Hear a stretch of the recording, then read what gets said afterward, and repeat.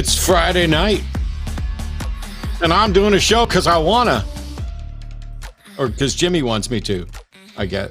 No, I want to do it. That's it, right? Because I want to do it. How's everybody doing? I am flying solo. This is because I want to. Welcome to the line. It's roughly 7 o'clock on a Friday Central, and I have no idea how many people are going to show up. Lines are open. You can call about pretty much anything you want if you want to call in and ask questions. But we talked about whether or not I was going to do a because I want to on Friday night, and it turned out I ended up having a couple of really good reasons to ultimately do it. And one of them is that I have a debate tomorrow morning at 11 a.m. on Modern Day Debates. By the way, there's people in chat saying there's a sync delay, so some sort of out of sync, whatever. Don't know if that's me or them or what, but we can fix some technical issues as we try and do this. So here's the thing. I'm going to be doing this debate at 11 o'clock tomorrow morning. And because of that, I was going to be spending the part of this evening kind of doing debate prep.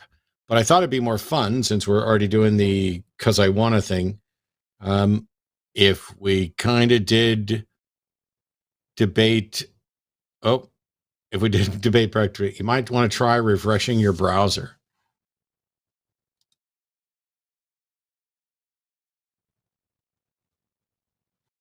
All right. That was a refresh of my browser. I don't know if that's resynced or not. It doesn't look like it's resynced.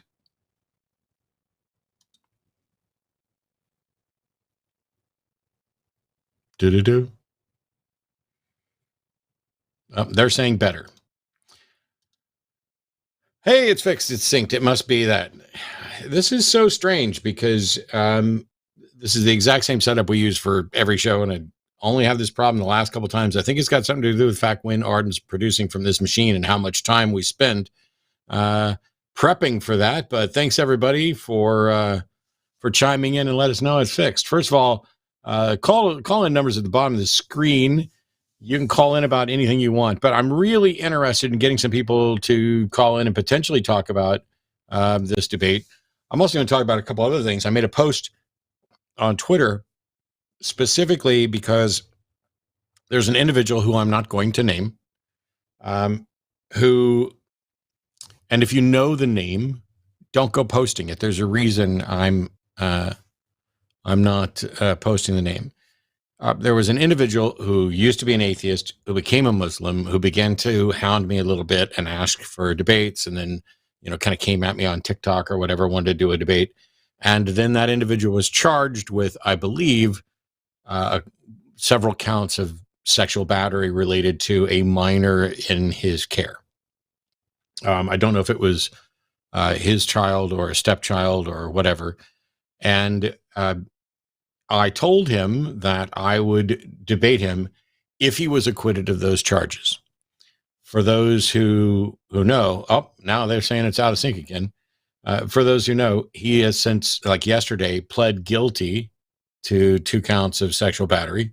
So the debate will not be happening. And he will be a registered sex offender for the rest of his life and have to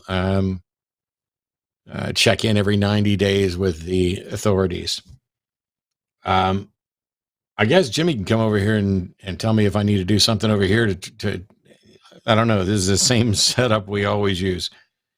So my apologies for the delay, but we're Friday night in it.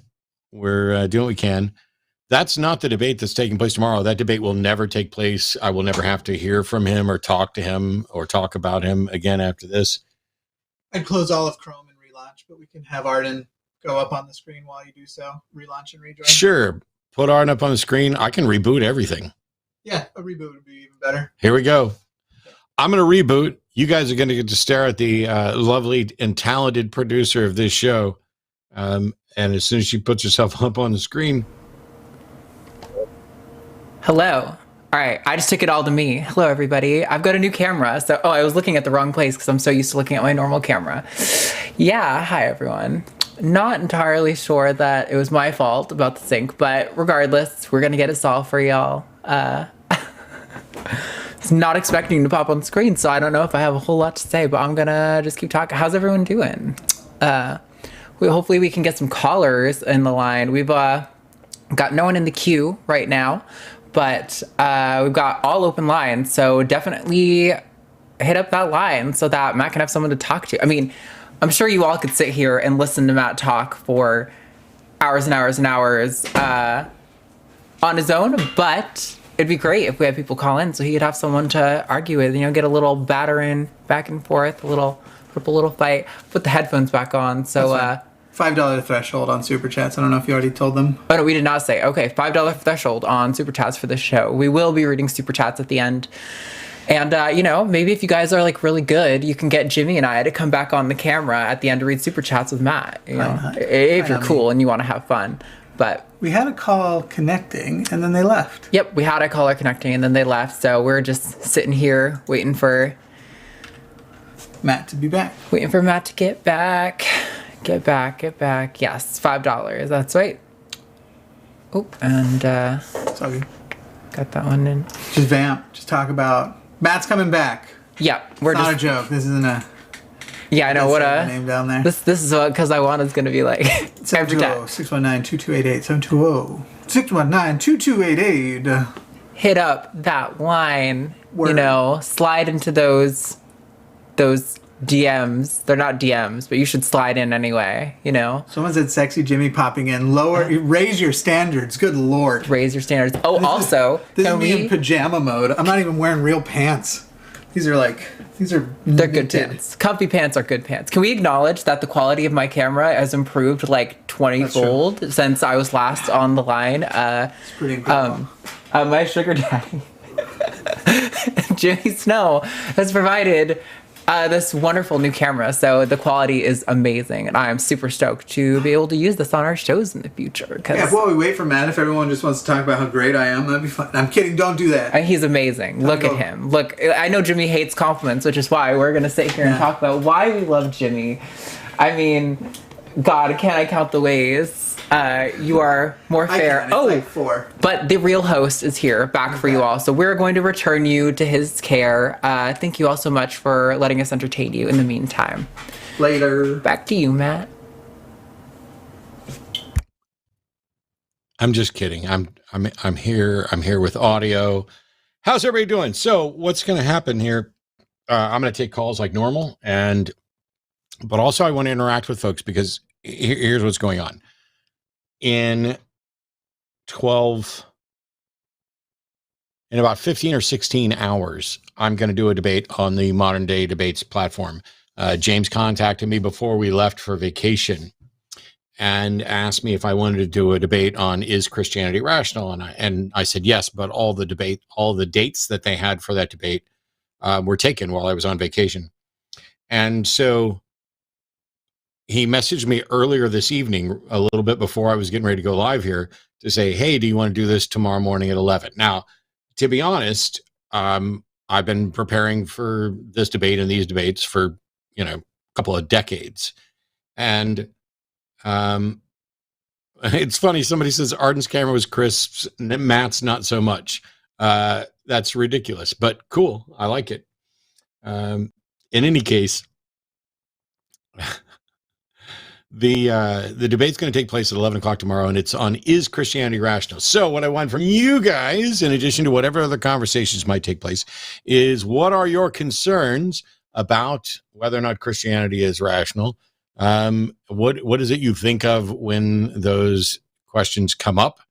What is it that you're not used to hearing that you might want to hear? This is saying it's out of sync again. So hooray. I'm going to say I have no idea. Arden's camera was like 4K. Yes, that's true. And this is 1080. But okay, so are we just going to make this a tech show then? I sent you a new password on chat. We're resetting the call, so just come in on that new password.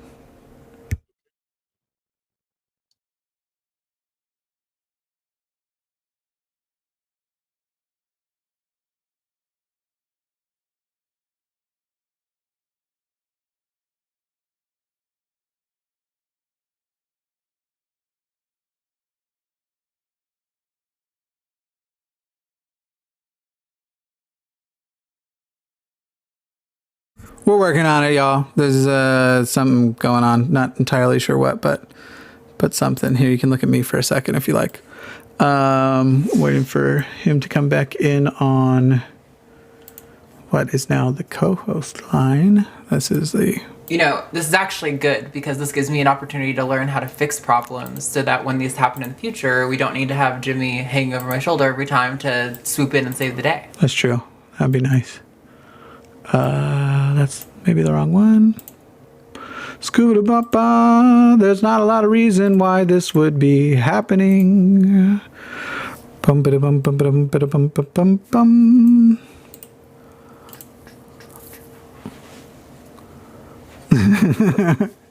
You dancing back there? It shows he disconnected. Maybe he needs me to send him the password again. I bet he does. I need the password here.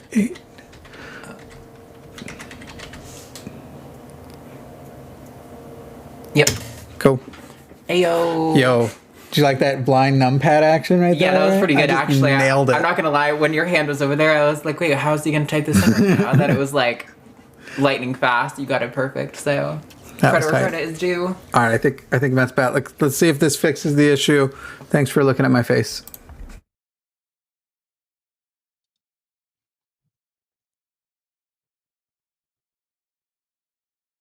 Matt, you're on. He might not hear. He's on, but he doesn't seem to know he's on, which means he can't hear. Now Matt can hear me. You are on air now. I'm on air now, but I guess we'll see if this desyncs as well. What the hell? We're gonna really push the limits right here and take a call right now from Jim in Delaware. You're on the line. Hey, thanks, Matt. Thank you so much for taking my call. Hey, I just wanted to say I really appreciate everything you've done. And I was a theist. I was raised a strict Catholic. It literally took me decades to deconvert because, of course, that was way before the internet. But I just want to say thank you so much for all you've done. And I think really this is a great thing to understand that if you want to understand people you disagree with, you have to talk to them. And that's what I really wanted to get off my chest. And thank you for everything you've done for me. Cool. Thanks, Jim. I appreciate it. I'll ask you the question. Yep. I'll ask you the question since I got you here. Okay. Tomorrow's debate is Christianity rational? What do you think of? Absolutely not. Absolutely not. What I'm saying is, what do you think of when you hear the word rational? What makes something rational to you? For me, rational means that you take the evidence and you take the situations that you see and you make the best judgment or the best course of action based on evidence and based on the things that you see and you want to accomplish. All right. I will take that on board. I appreciate the call. Thanks. Thank you. I appreciate it. Thanks, Matt. Keep going, baby. Keep going. Have a good night. All right. So you guys speak up in chat if we get out of sync again. We got more people on hold, but yes. So the debate's tomorrow at 11 a.m. And it's one of those things where, yes, I have essentially prepared for decades to be ready to do this. But for most of the debates, I don't do any special preparation. I do a sort of pre-debate. Hey, what do I want to talk about? What do I think about all of this? And so, for example, let's see if I can pull this up.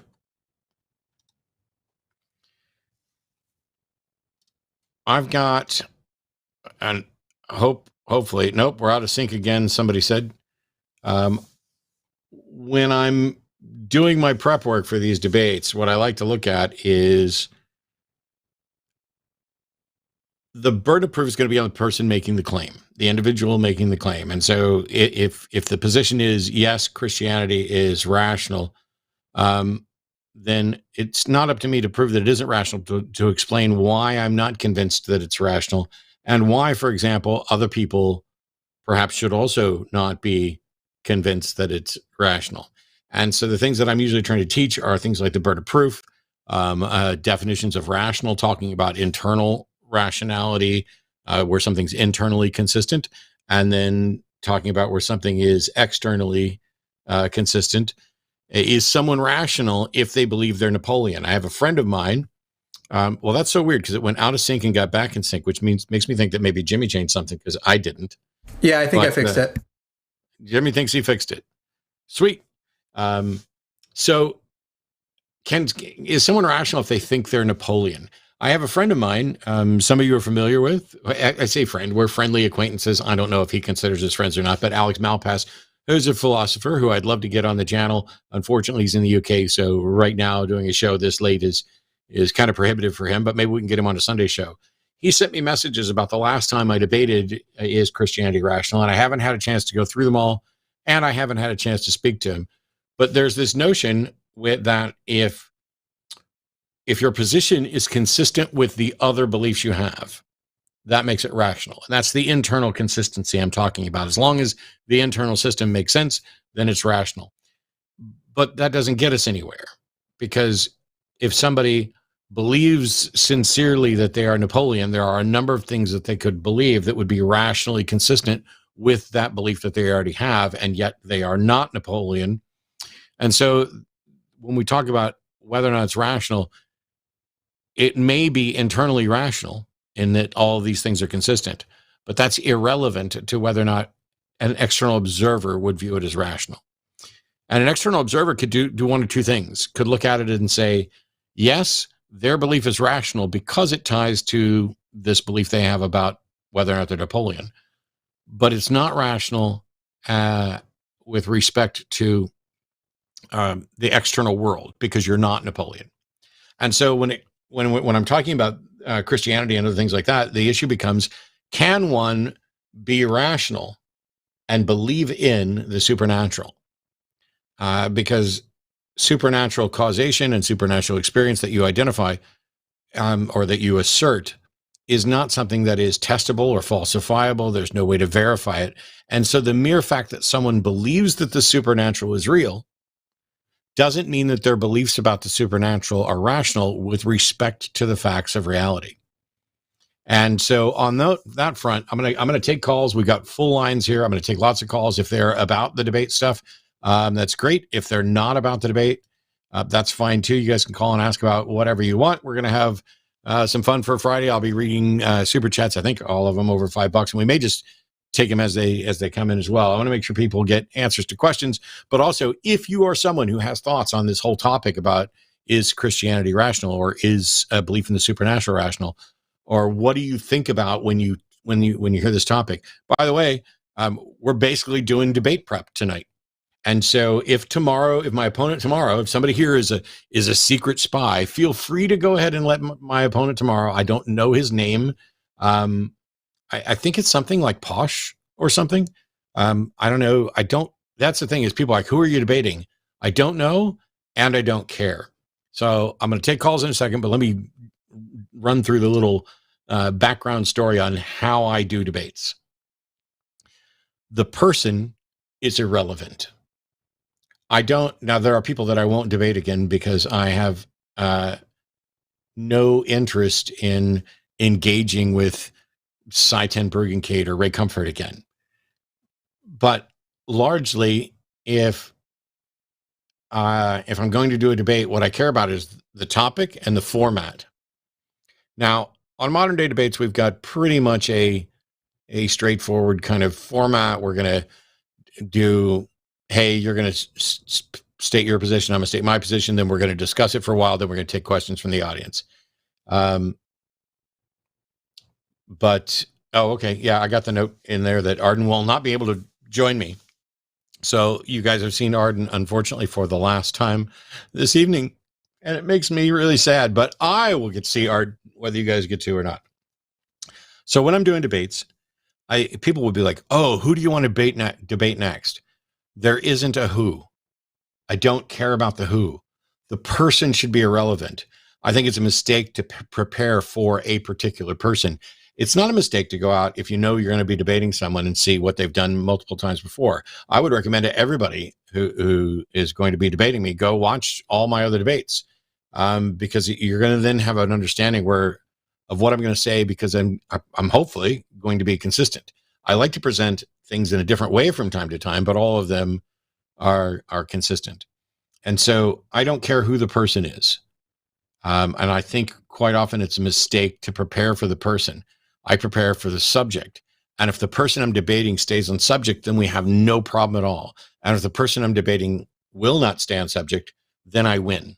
And I don't even look at debates as winning or losing. I'm just saying that if they can't stay on subject, if they are bringing up, a whole bunch of issues that are secondary, tertiary issues. For example, I'll go ahead and give you a quick preview, and then we'll get to a call. In April, I'm debating live in Florida whether or not the biblical Christian God is real. Now, I can tell you right now, every single argument for the God of classical theism, ontological arguments, moral arguments, teleological arguments, cosmological arguments, all of those are irrelevant. Because I could walk into that debate saying, I believe in God, just not the Christian God. You have to prove the specific biblical Christian God that you're defending. So heads up to my opponent in April. There's no sense in coming with the Kalam cosmological argument or the unlikelihood of a universe or all of the things that are already flawed. You have to come up with things that demonstrate the actual biblical Christian God. And so that's what I'm talking about when I say prepare for the debate and not the person. But we got a bunch of people here. I want to make sure we get to calls tonight. Faye in the Upside Down, or calling from the Upside Down, pronouns Sheena, they. Welcome. How can I help? What are your thoughts? Hi, Matt. It's nice to finally get to talk to you. Just making sure you can hear me, right? I hear you fine. Welcome. Oh, brilliant. Wonderful. So I guess I had a question, and I might be talking to the wrong person about this because I've heard your views a couple of times on how you deconverted. But I kind of call myself like an atheist / lapsed Catholic. Grew up very, very, very Catholic, and I stopped believing, had to leave my family and all that jazz. But I guess I've started questioning myself again because I've had to start going to a food bank every week, and it's run by really preachy Pentecostals who, they see me, I'm a little bit meek and mild, and I kind of stick to myself, and they latched onto me and have tried, basically trying to convert me back to their kind of Christianity. And every Sunday I go there, and I come out feeling like, well, maybe I'm wrong, and maybe God does exist, and why don't I give God a chance? And kind of stupidly listening to them. And then I feel guilty because, halfway through the week I go, no, like I can very clearly see that there is no evidence that I've ever been shown for a God. So I just, sorry, go ahead. No, it's fine. It's fine, Faye. Here's the thing. If you're leaving there saying, why not give God a chance? Haven't you already given God a chance? Yeah, I've once brought that up to them, saying that, if God is omnipotent and he's all knowing, then he would know exactly what to do or show me or say to me and reveal to me to A, show that he's real, and B, kind of explain everything that's happened in my life. So why hasn't he done that? And, it comes back to God works in mysterious ways, and, you've just got to open your heart up to him, and you've never truly been open to him. And yeah. So yeah. It's a little bit, the thing is, faulty logic. Do you think you've ever truly been open to God revealing himself to you? I'm not entirely sure. I've always kind of questioned ever since I was a kid, and especially being in that kind of heavily Catholic family, it was always kind of beaten down, for lack of a better term. You don't question God, and God is, this all-powerful being that you just don't question God. And why not? it always rubs me the wrong way. It seems to me that A con is the thing that doesn't want you to question. The truth has nothing to fear from questioning. The truth isn't afraid of inquiry. And so if there is in fact a God, what could God possibly be afraid of you? Or what question? Sorry, my cat's going crazy in the background. What question could you possibly have that God would be afraid to answer? And if God genuinely loves you and knows your heart and knows that you are sincerely seeking, and continues to fail to provide evidence of his existence, how do you tell the difference between a God that doesn't exist but has a bunch of followers and a bunch of guilt and psychological abuse that you're constantly being inundated with? How do you tell the difference between that and a God that is a dick who exists but won't give you evidence and won't interact with you? Yeah, it just kind of feels cruel to me that, there's an opportunity when, I'm questioning and I'm open to these ideas that, he if he does exist, he's not going to do that. And this idea that I just have to accept on faith after years of unfortunate trauma, sorry, let me backtrack. I've said once before that if a God exists, he has created me in such a way that I've gone through so much trauma that being able to trust people again without evidence is impossible for me. So why would he put me in this situation and condemn me to hell when I can't accept without evidence? Yeah. No. It's you're absolutely correct. There's a bunch of people out there who believe they cannot provide evidence. They refuse to provide evidence. What they provide is excuses. Oh, God works in mysterious ways. You know what else is the God that works in mysterious ways is functionally and logically identical to the God that doesn't exist at all.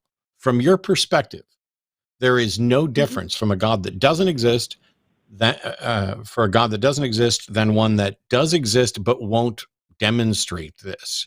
Those two are logically and functionally identical. And if there was a God that is, let's say, smarter than either of us, I don't care if he knows everything, but he's smarter than either of us, he would fundamentally understand this and could not possibly allow that situation to persist. If there's a God that exists and wants you to know he exists, there's nothing you could do to stop God from revealing himself to you. And there's nothing that you could do to fail to believe. God could essentially provide you sufficient evidence for you to believe, just as there was for anything else. It's not like you're sitting around going, oh, I don't want there to be a God, let me ignore all the evidence. You're saying, hey, where's the evidence? And people are like, well, God moves in mysterious ways. Well, moving in mysterious ways is functionally identical to not moving at all. Yeah, that makes sense.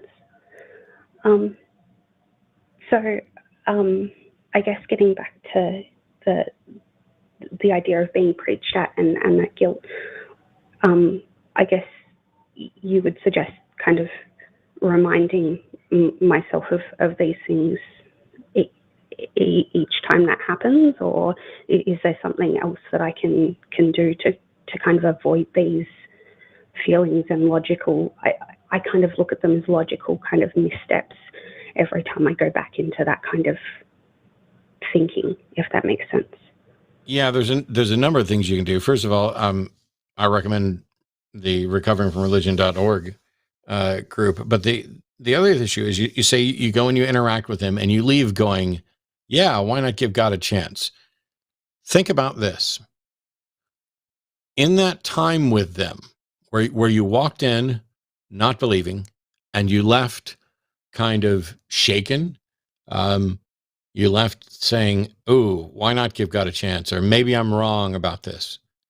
What new evidence did they present? Because I'm going to bet that they presented no new evidence, and they presented nothing but psychological manipulation of, we all believe. Do you think we're crazy? Can't you feel the how much better you feel when you're here sharing community with us, when you're doing all this? We can't explain to you why God doesn't do things the way you want to, but you just have to have confidence that God has your best interests at heart and that you have to follow as well. All of these are psychological tools of manipulation. None of them are evidence. And so, of course, when you walk in and you're like, yeah, I don't believe in God, but I'm going to interact with you guys. And then you leave going, gosh, now I have doubts. Those doubts, I'm going to bet, were not brought on by new evidence or any sort of evidence-based argument, but instead were brought on by propaganda.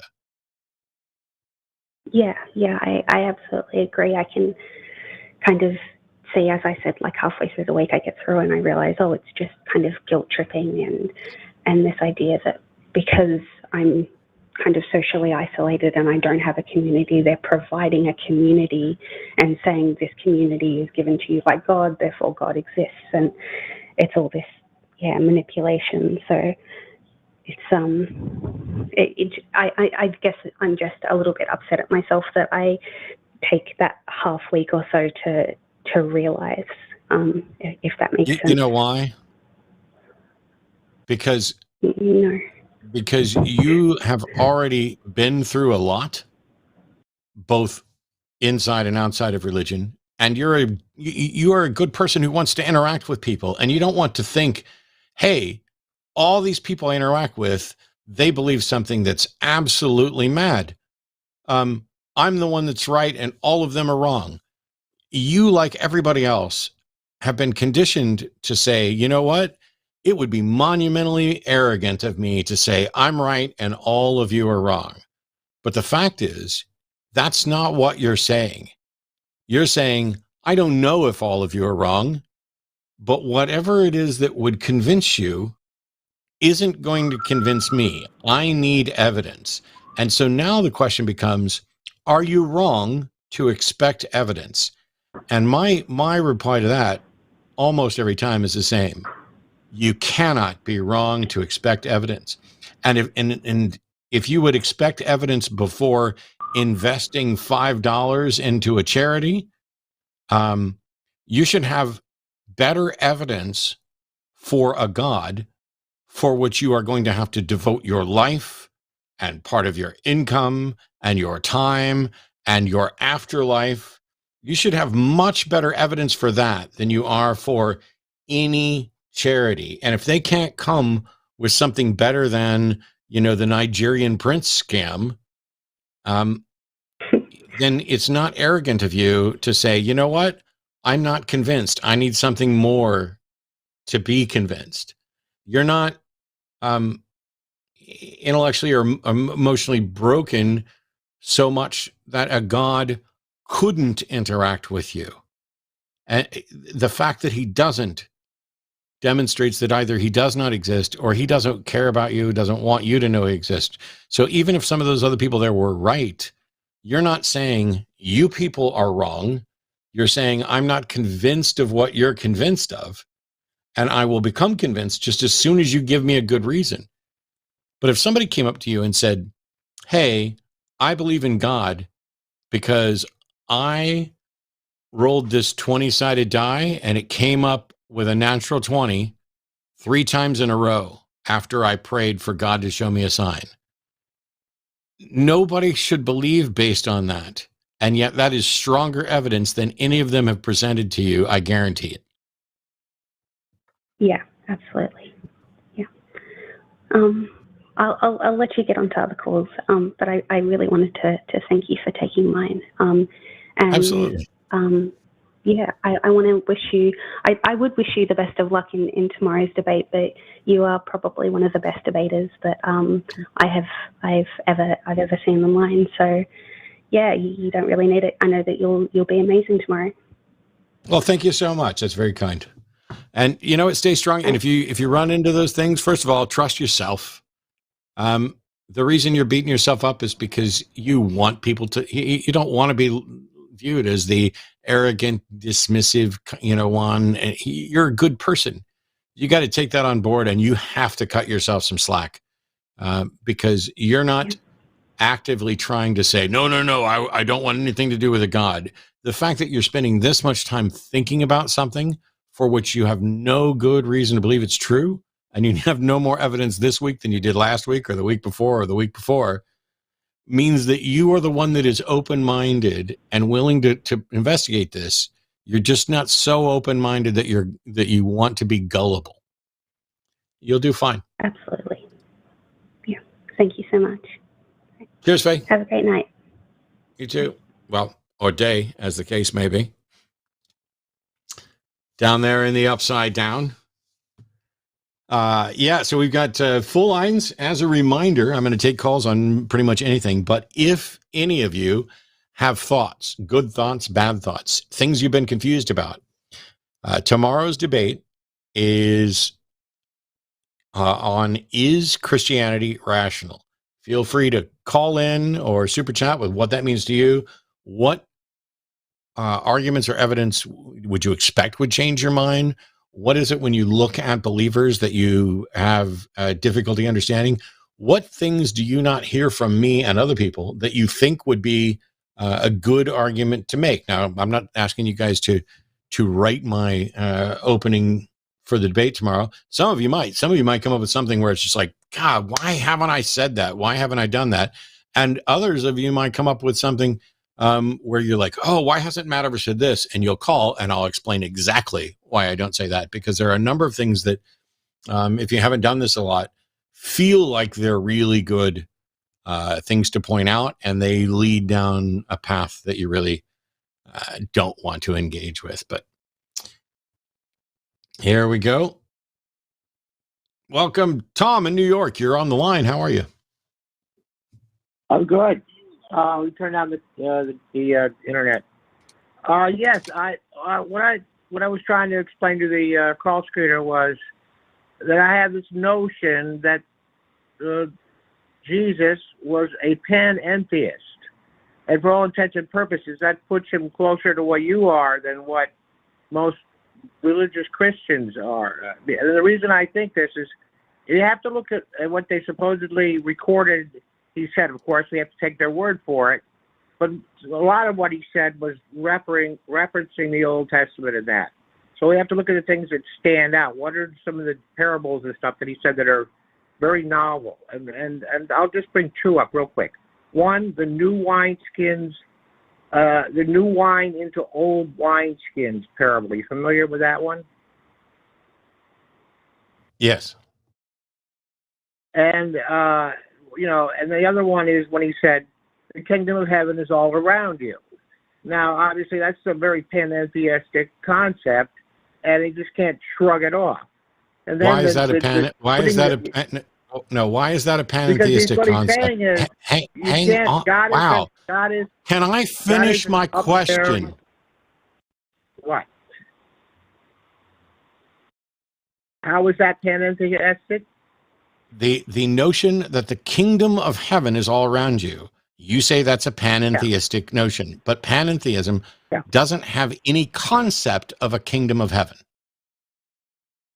Well, no, but I'd say that right there is a statement of God isn't up here. He's not far away.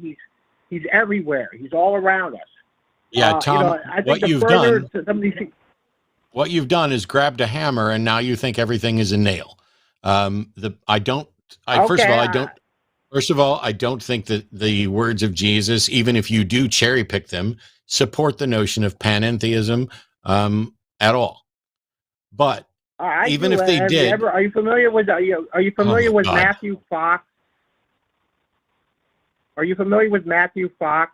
Let's just say no. What difference does it make? Okay, because I don't give a. Oh my God, Tom! I tell you what, Tom. I'm just going to shut up, and you say whatever the fuck you want for a minute, and then we'll let you go. Okay, let's go real quick to if you put new wine into old wineskins, what will happen is the wine will ferment. It will let off gases, and the old wineskin will swell because it's old and crack. It'll bust. It'll blow your mind. What he's saying is, in order for you to understand what I'm trying to come to, it's so different. It's so alien that'll blow your mind unless you completely open yourself up to the idea that the kingdom of heaven is all around. Everything is God. How about the work of Ibn Arabi, the Muslim scholar from 1200? He had the same thing. He took it down a rabbit hole and came up with the idea everything is God. It's not the same as pantheism because there's more to God, possibly, than just this universe. Maybe all the universes are God. But it's not the same as, God is distinct. It's monism versus dualism. Jesus was a monist. And this is what blew everybody's mind. Some understood him, but not all. And then eventually they took him out. Done. Cool. Thanks. Goodbye. Okay. So I'm here doing this show because I wanna. You know what I don't want to do? Just sit here and listen to someone speculate on their particular esoterical interpretation that doesn't make any difference and isn't consistent with doctrine. If you think you've secretly discovered what Jesus really meant, cool. Go write a book, go talk to people, go get your gobbledygook verified by other people, but it doesn't represent orthodoxy. It doesn't represent the rest of the writings in there. What you've done is you've cherry picked something because you learned something about panentheism and what somebody else said about it. And now you're like, oh, let me go see if this makes sense with something Jesus said. Well, you can read through the red letter edition of the Bible and pick out things that Jesus supposedly said. You have no way of verifying that Jesus ever actually said them. And you have no way of verifying that Jesus meant what you think Jesus meant. So I tell you what, you go convince a few Christian churches to give up their doctrine and adopt your secret, esoteric, idiosyncratic understanding of what Jesus really meant. And then you come back and talk to me. Maybe. Because until then, everything about that was a monumental waste of time. Continuing on, we got Stephen in Arizona. You're on the line. Hi. How you doing? I'm good. How are you? I'm all right. What do you got for me? Oh, I'm sorry, Matt. I didn't realize I was on the air. I thought I was back with a screener. I've been listening to piano music. Sorry about that. I had wanted to talk about deconstructing religion versus deconstructing a belief in the supernatural. And where I'm going with this, as I have conversations with people who are theists, I find that it's much, much easier to show flaws in whether it's Christianity, Judaism, Islam, whatever it happens to be, where you can clearly say this doesn't make any sense. But we can get far enough along in the conversation where I know I'm making headway.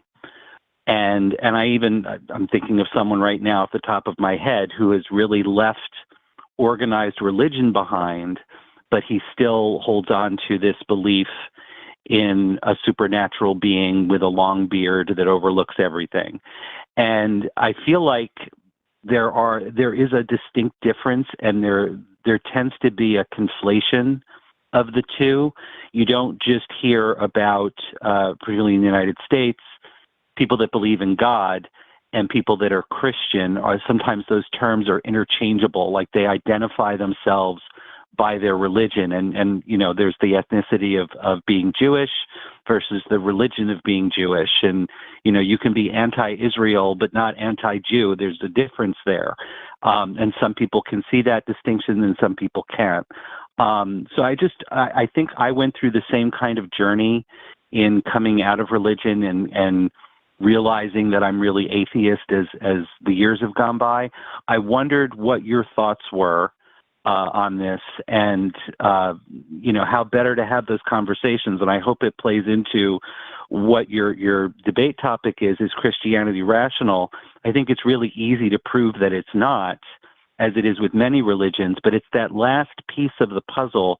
And you've been at this a long time. I wondered what your thoughts are as to why that last piece is so hard for people to give up. Yeah. So this is kind of, it's not exactly this, but I might use this as kind of an example. Orthopraxy is what I would refer to as kind of religion, the practices of religion, the things that do, the trappings that get together. And then there's that would be the right practice. And then orthodoxy would be the right belief. And so because we understand that the beliefs that someone has about the facts of things can be and should be and usually are independent, or at least not directly derived from a specific belief on its own. It's, I believe in God. I believe in this type of God. I believe in this specific God. And I believe that this is what this God wants. And once you get down that chain of beliefs, that's where you're going to get to, I believe then that these are the right actions that I should take in order to appease this specific God chain. And what ends up happening is people start finding holes and problems in the third or fourth level down, and they give up their religious views, but they still don't have an answer for why the universe exists, or why is there something instead of nothing. And so rather than admitting that they are in a position of ignorance like everybody else, that's an incredibly uncomfortable position to be in. And so they're like, well, there's got to be something. I'm not going to tell you that I know exactly what it is or what it wants from me, but there's got to be something. They now have a position that is unfalsifiable and probably forever unfalsifiable. And that can be what I'd prefer to call the comforting lie. And that is, instead of acknowledging, I don't know why there's something rather than nothing, I don't even know that it's possible that there could have been a nothing. Instead, I'm just going to go ahead and accept this, even though if you pinned me down, I'd say it's unfalsifiable, but then it gets to be about feeling. And because you can't falsify it, you can't prove that it's wrong. So there's type 1 and type 2 errors, where one of them is a false positive, where you think you see a rustling in the bushes when you don't. And the other one's a false negative, which is you don't see the rustling in the bushes when there is one. The false negative is the one that's going to get you killed because there's actually something in the bushes to kill you. The false positive isn't going to get you killed. And so similarly, a positive belief that's ultimately unfalsifiable will never be proved wrong. You'll never be challenged on it. You can sit there and be comfortable in the fact that, while other parts of your belief may have been disproved, like maybe you were a young earth creationist and thought that the world was 6,000 to 10,000 years old, and that got knocked out from underneath you. Maybe you had a view that the Bible was inspired by a God and it contained wisdom, and then you find that it has all kinds of mistakes in it and things that are problematic. The foundational belief that there is some being that is the explanation for everything, that's unfalsifiable. It's safe. And so why, some people are like, why would I ever give that up? But other people, because it's tied into who they are and the fact that they are not ever going to be comfortable saying, yes, I don't know, I don't understand this stuff, they can confidently accept that there's someone who does, and that's comforting. It's kind of like a parent thing. Like when you're a little kid, you don't know how the world works, but your parent does. And so you trust that they do. Turns out your parents are idiots as well. And you were probably mistaken to trust them as much as we did. But they still knew more than you did as a child. And so similarly, having confidence that you have an unfalsifiable belief, and people don't think about it. They're not like, now I have an unfalsifiable belief. But they do constantly. How many times have you seen this? I don't know if we'll see it in tomorrow's debate because I don't know what this individual's like. But it's constantly, well, Matt didn't come here and present any argument that disproves God. Correct. Because the God is unfalsifiable. My position isn't about, I can show that it's not true. My position is, you can't show that it's true. And my position is we should only believe those things which can be demonstrated to be true or likely true. And so, people aren't going to give up unfalsifiable beliefs if they're comforting and if they're unlikely to ever be challenged. Do you think, and I won't belabor the point, I appreciate what you said, and I totally see that, because I know for my own journey, I went through a period of trying to reconcile God with science. Clearly, I had a lot of time on my hands at the time, but I was trying to, I would say things like, we could be a chemistry set on some supreme being's desk somewhere, and, we wouldn't know any different, and that could be where God is. And, the God of the Gaps argument kind of what created the House of Cards for me. Once I realized that didn't make any sense to kind of go that route. But what I was going to go on with from there was to ask you just very quickly, do you think there is a particular type of, without being insulting to people if it's avoidable, do you think there's a particular personality type that leans one way or another to requiring that kind of comfort? I mean, I agree with you. Religion and the rituals and lots of things can be very comforting, particularly funerals and certain things that give you closure, and weddings that can be celebratory and all of those things. I see that. But what gives a person the ability to sort of step away from that and be more rational and logical? Have you seen a pattern to personality, I guess, is what I'm asking. No, so I won't deny that there are people with different personalities, but I don't buy into, I don't think that personalities are concrete and identifiable, like the Myers-Briggs test. That's bullshit. That's people with no training at all just made that up, and it became popular. And that is a process of us seeing things in certain people. So certainly not personalities like that.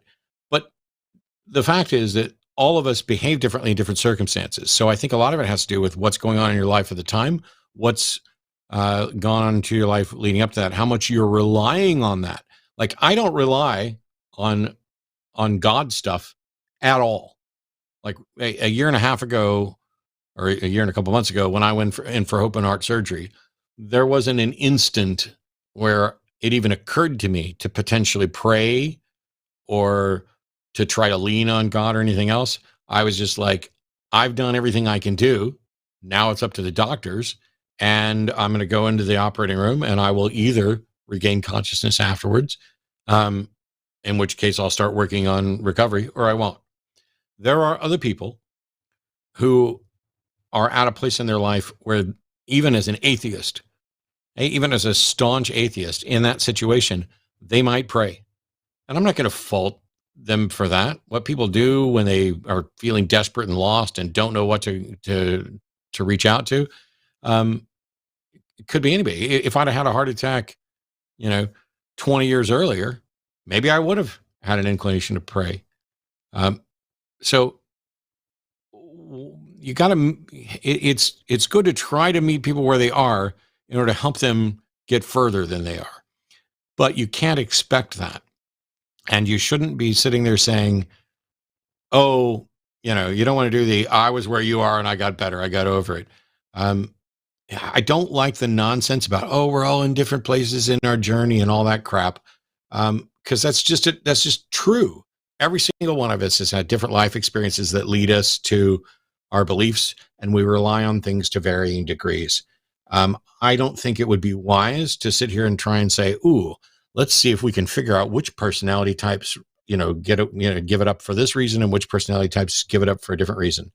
I think it's much more effective to keep being honest and to keep presenting the case in as many different ways as you can from as many different people as you can. Because the fact of the matter is, Stephen, you and I could have a mutual friend, and that friend could be struggling with a God concept that they want to address or talk about.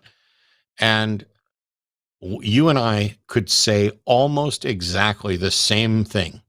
We could present the same case, the same objections, but maybe they like your hairdo better than mine. Maybe you looked them in the eyes more than I did. Maybe I looked them in the eyes more than you did. Maybe they needed to feel a reliance, somebody who spoke with authority, it carried more, gravitas for them than someone who's like, maybe a little bit weaker and kinder in it. You don't know. And I don't know what will change people's minds until after I've talked to them, and then they tell me what changed their mind. So rather than, not to say that you're wrong or anything, but rather than saying, oh, do you think this is a personality trait thing? To whatever extent it is a personality trait, I don't know that you'll be able to identify it on an individual basis or what information that could possibly provide you with. And so I just keep telling the truth. Sure. Yeah, and I appreciate that. I understand where you're coming from. Well, thank you, Matt. I appreciate you taking my call. And you have a great evening being frustrated with the theist.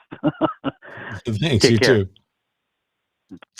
Speaking of frustrated with the theist, we're going to get to a theist caller here in just a minute, but I noticed some super chats, and I figured I would, since you don't get to see the beautiful producer there, I would at least give her the opportunity to put a couple super chats up for me to read now, and then after we get caught up on super chats, we will go to Gabriel in Ontario, who's got questions for me. But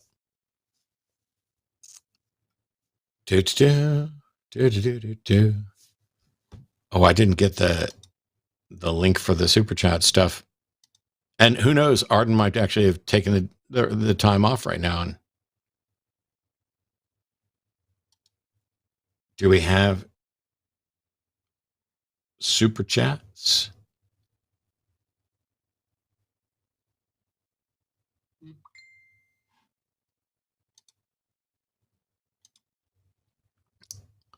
There we go. I got the cue.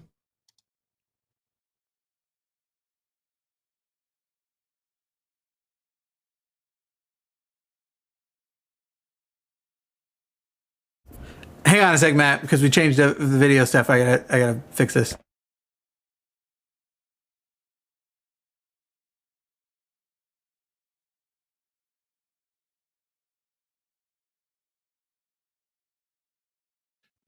So I'm thrilled about that. And we hope to get to, I don't know, let's say 1 million over the next 18 months. I know some people who got 1 million in a year. I think 1 million in 18 months, as we keep adding more people and more information and more programs. Arden pulled the cable. We can't hear you, so we're fixing that. Arden pulled the cable, so you can't hear me. Yeah. So I see this on this screen, but I don't see it on that screen. I think you're behind on that screen. I think YouTube's doing something where, it gets way behind on the video, even though the chat's still going. But you should be able to send yourself supers now while we fix the audio issue we got. Yeah. Cool. So anyway, thanks, Ember, and thank you for congratulating us on those. I'm going to send that. Let's send the next one. Sarah cooking out $10. Hashtag Fergalburgle Manergalburgle or FBMB. How do I logically justify my love of and desire to participate in combat sports while being a humanist? Hashtag Team Arden. Jimmy, go fuck yourself. Well, I guess it kind of depends on what combat sports you're talking about. There are combat sports that I used to really enjoy watching that I don't enjoy watching anymore. I've never really liked boxing, but I did, used to like UFC type stuff. But if you're participating in a sport and the sport is managed responsibly, to where the protection of the individuals is, valued, to where we're not just finding ways to give each other concussions, I don't know that that's inconsistent with humanist values at all. I think that if you are engaging in sort of combat sports in a sports sense, where sportsmanship or sportspersonship is paramount, as is the health of the individual, I don't know that that's inconsistent with humanism. I mean, certainly you can have two humanists who value each other, who want to see, who's stronger, who can kick harder, who can knock the other person down and out. And as long as everybody's consenting and it's done responsibly, I don't think you have anything to worry about. Whether or not I will enjoy it is another thing altogether. But you and your friends can definitely enjoy stuff like that. $20 Canadian from Nicasius. Those that hold that truth is equal to an internally consistent narrative will never agree with those that say that truth is that which is in accord with reality, and both will claim they're being rational. So you're absolutely right, Nicasius. This part of what I'm dealing with here is the issue isn't for the debate topic, is Christianity true? If it were, is Christianity true, then it would be very straightforward for me to say, for me, truth is that which comports with reality. Reality are those facts that are demonstrated and verifiable and independently verifiable and accepted. And so then we would be able to say, no, Christianity is not true, which, by the way, does not mean that Christianity is false. False means that it can be verified to have a truth value, which is false. Not true means that it merely cannot be verified to actually be true. But this is a different question in the debate, which is it rational? Not, is it true? And there's two different concepts of rationality with this internal consistency and external. I agree with you. I appreciate the feedback, because we're going to see a little bit more about what's going on maybe tomorrow. $4.99 from Johnny Moe. I'm excited for the debate tomorrow. Going to watch it when I get off work. I hope you have fun and enjoy it. You'll do well, I'm sure. Well, the bigger thing is that it's at 11 o'clock in the morning. And while I have been getting up earlier, like around 7 every day, I do my best thinking in the afternoon and evening. I've done afternoon shows and evening shows for 20 years. Who knows how on my game I'll be at 11 o'clock. I'm definitely going to need some more limonada to kind of spice me up in the morning. But thank you, Johnny Moe. And $10 from Kit Topper. Proverbs 3:5 suggests believers should abandon rationality, trust in the Lord with all your heart, and lean not on your own understanding. That's interesting, Kit, and I'll have to think about it some more. I know that we will see from religious leaders, particularly Christian leaders, and you'll see it on church signs and other stuff, a rejection of reasoning or reasonableness or rationality. My screen, am I out of sync again? But you will definitely see from those who think, there are Christians who think that Christianity and reason, or faith and reason, are incompatible, and there are people who think that faith and reason are compatible. William Lane Craig, believe his organization is or was Reasonable Faith. There's plenty of people out there who think that they're reasonable. I think there's a way to look at the Proverbs 3:5 passage and say that it is not an instruction to abandon reason. That passage, which I'm going to pull up in my expanded King James so that I can look at the Hebrew, where it says, trust in the Lord with all thine heart and lean not on your own understanding. It's not clear that that's saying abandon reason. It could be trust that trust and follow God's plan, and don't follow your own. I think God wants me to do this. No, you need to be clear about what God wants you to do. It may not actually have anything at all to do with a kind of generic reasonableness, because this is about, if you read the whole passage here, or the first few verses, it says, my son, forget not my law, but let thine heart keep my commandments. For length of days and long life and peace shall they add to thee. Let not mercy and truth forsake thee. Bind them about thy neck, write them upon the table of thine heart. So shalt thou find favor and good understanding in the sight of God and man. Trust in the Lord with all thine heart and lean not on our own understanding. In all thy ways acknowledge him, and he shall direct thy paths. This is not about coming to facts. It's not. You got to remember that people who were writing the Bible weren't sitting here going, "Come, let us sit and reason and try to find, the truth about the universe." This was all about what's God's plan, and if you're relying on your own understanding for what God's plan is, then you're not relying on God. And so I think there's a really easy way to spin Proverbs 3:5. I appreciate it. I think you've got one way of looking at it. I wouldn't bring it up in a debate, probably. But if somebody else did, or perhaps it could be brought up, and say, hey, maybe somebody can ask it as a question tomorrow. There are Christians who think that faith and reason are in conflict. Would you look at Proverbs 3:5 and suggest that it is a suggestion to not rely on your own reasoning? And I think that somebody could easily reply, there's a difference between your own reasoning and reason. But thanks, Kit. $5 from James Call. Is Matt the master debater? That's for you to determine, not me, but I appreciate it. $5 from Larry Fishman. Kingdom of Heaven Director's Cut is a criminally underrated movie. Okay. I don't know anything. I can't even refute it. $20 from Flanker 420. Matt, curious about the old Hitchens God watched with folded arms argument. Humans have existed for 200,000 years, but maybe. But God waited 99.9% of all life on Earth when extinct. God just watched. Is this a good or bad argument?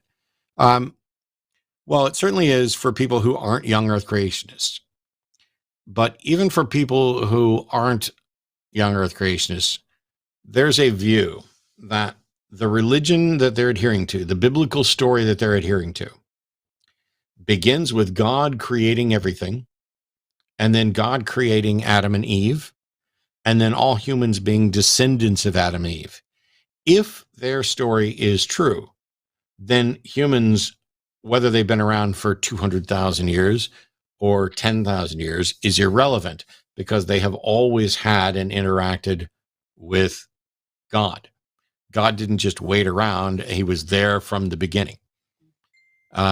It is only by saying, hey, you would have to say, where in the 200,000 year history of humans did Adam and Eve start?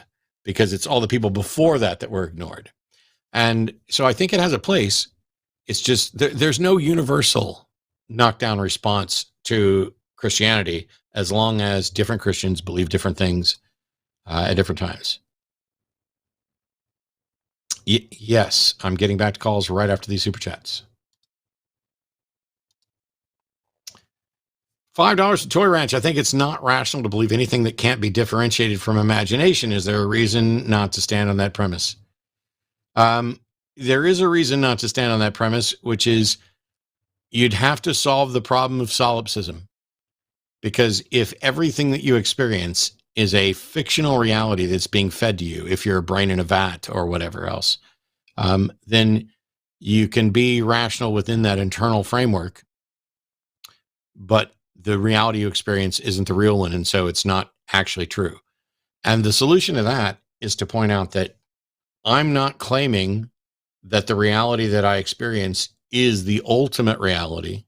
I'm just claiming that the reality I experience, which it seems you experience too, has rules that lead to these conclusions. And so then it's not just internally rational, it is a shared internal rationality with the other people that I interact with.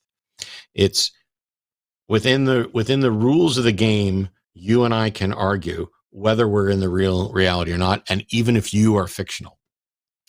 So somebody could be a figment of my imagination or a projection. I have no way of knowing that and no reason to think so. $5 from Dante Verona for the debate. Maybe ask, why do we need Jesus at all? Depending on the answers, then drill down on those, see if they're rationally justified. Yeah, I don't know. I'll definitely think on that some more. But if the debate is Christianity rational, it really doesn't matter whether we need Jesus at all or not. It's entirely possible that Christianity could be rational and we don't need Jesus at all. that there's a different version of that. I really need to kind of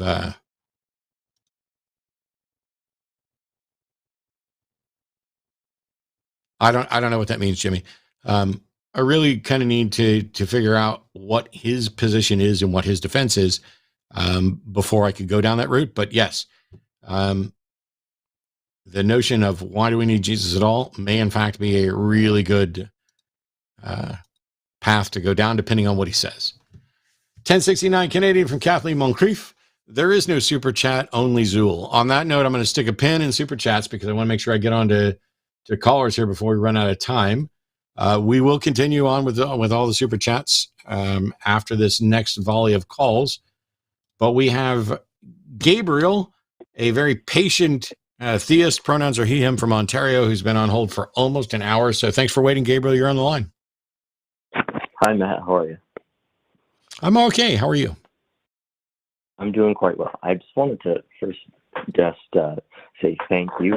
I've been actually these past couple of days at work being able to listen to a lot of your debates, and so that's been really cool. Anyway, so I just actually wanted to kind of echo one of the things that was in one of the I think maybe 3 chats ago that you had just read about.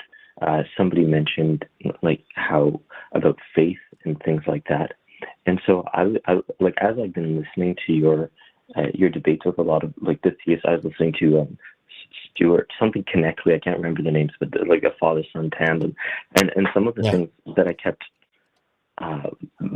coming up was they kept relying on just the rational component of Christianity or religion in general, and I think that one of the things that does, and I just wanted to hear some of your thoughts on this, but one of the things that does, I think, is that neglects it neglects one of the components of religion that is supposed to take precedence, and that's the idea that faith is supposed to take you where reason can't go. Why would I want to go?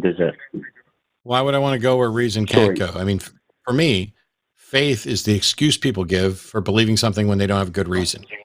And if I don't have a good reason, not only do I not want to believe it, I can't believe it.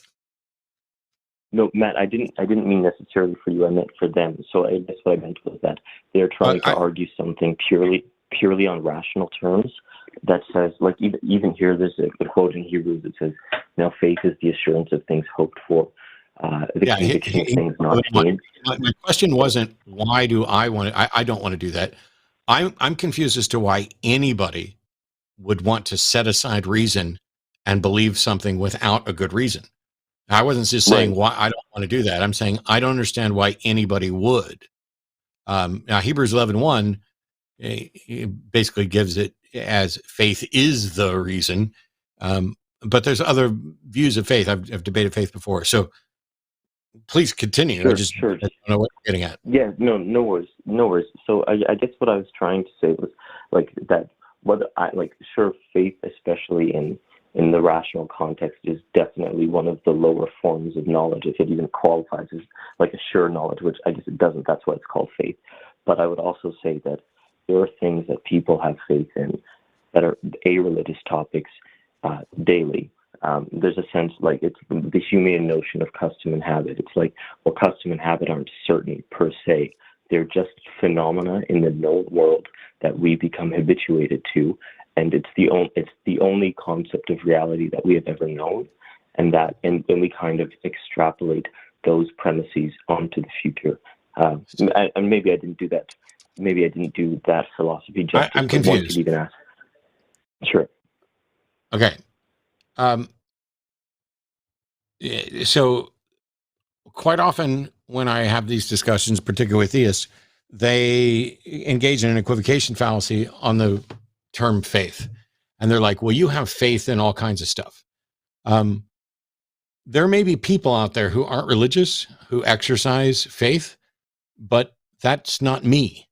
There are plenty of people out there who believe all sorts of things without good reasons. My position is that I want to believe as many true things and as few false things as possible, and that I want to believe things for good reason. Outside of pragmatic things like accepting that I share a reality with you, something I can't demonstrate or falsify because of solipsism, What do you think is something that I take on faith that is the same type of faith that a religious person would take their belief in God on? I'm not sure what you individually would take. Like, I definitely like that distinction that there's faith in pragmatic things. Like, it's not certain, for example, that the sun's going to rise tomorrow.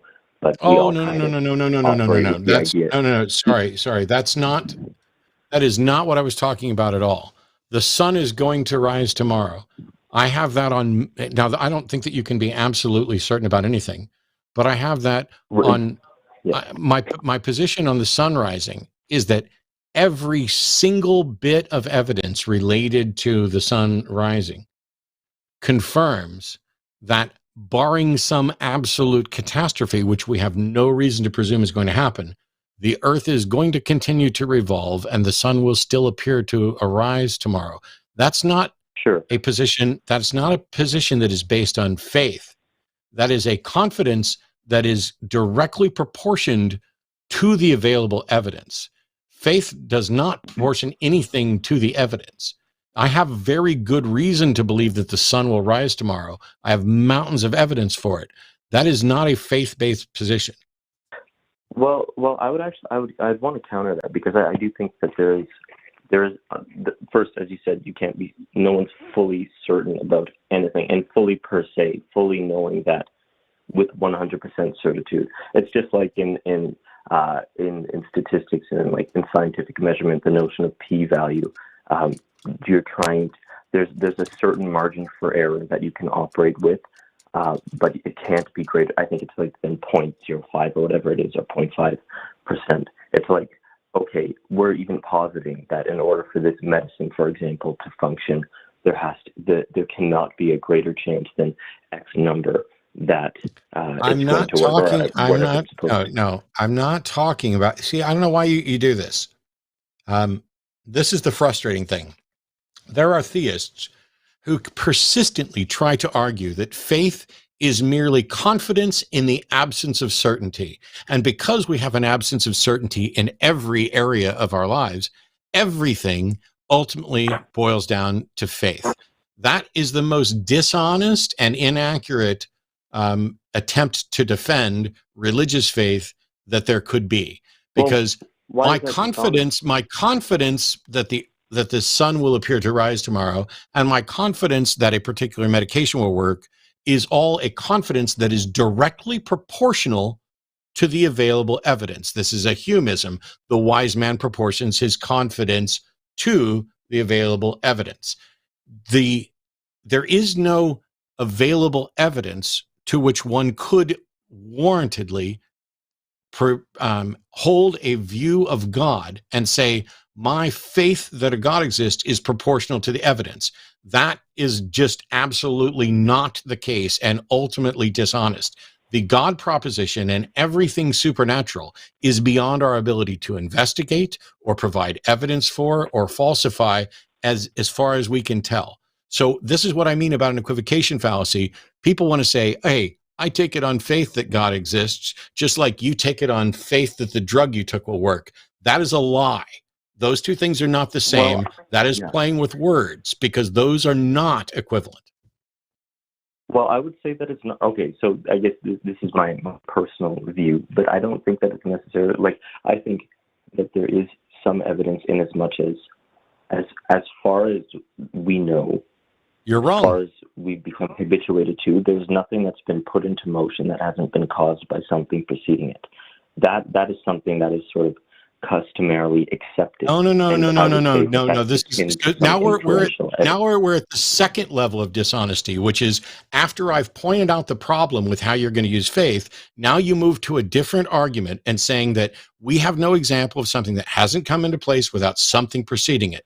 That is completely irrelevant, because you don't have an example of a universe coming into being. You don't have anything before then, outside of then.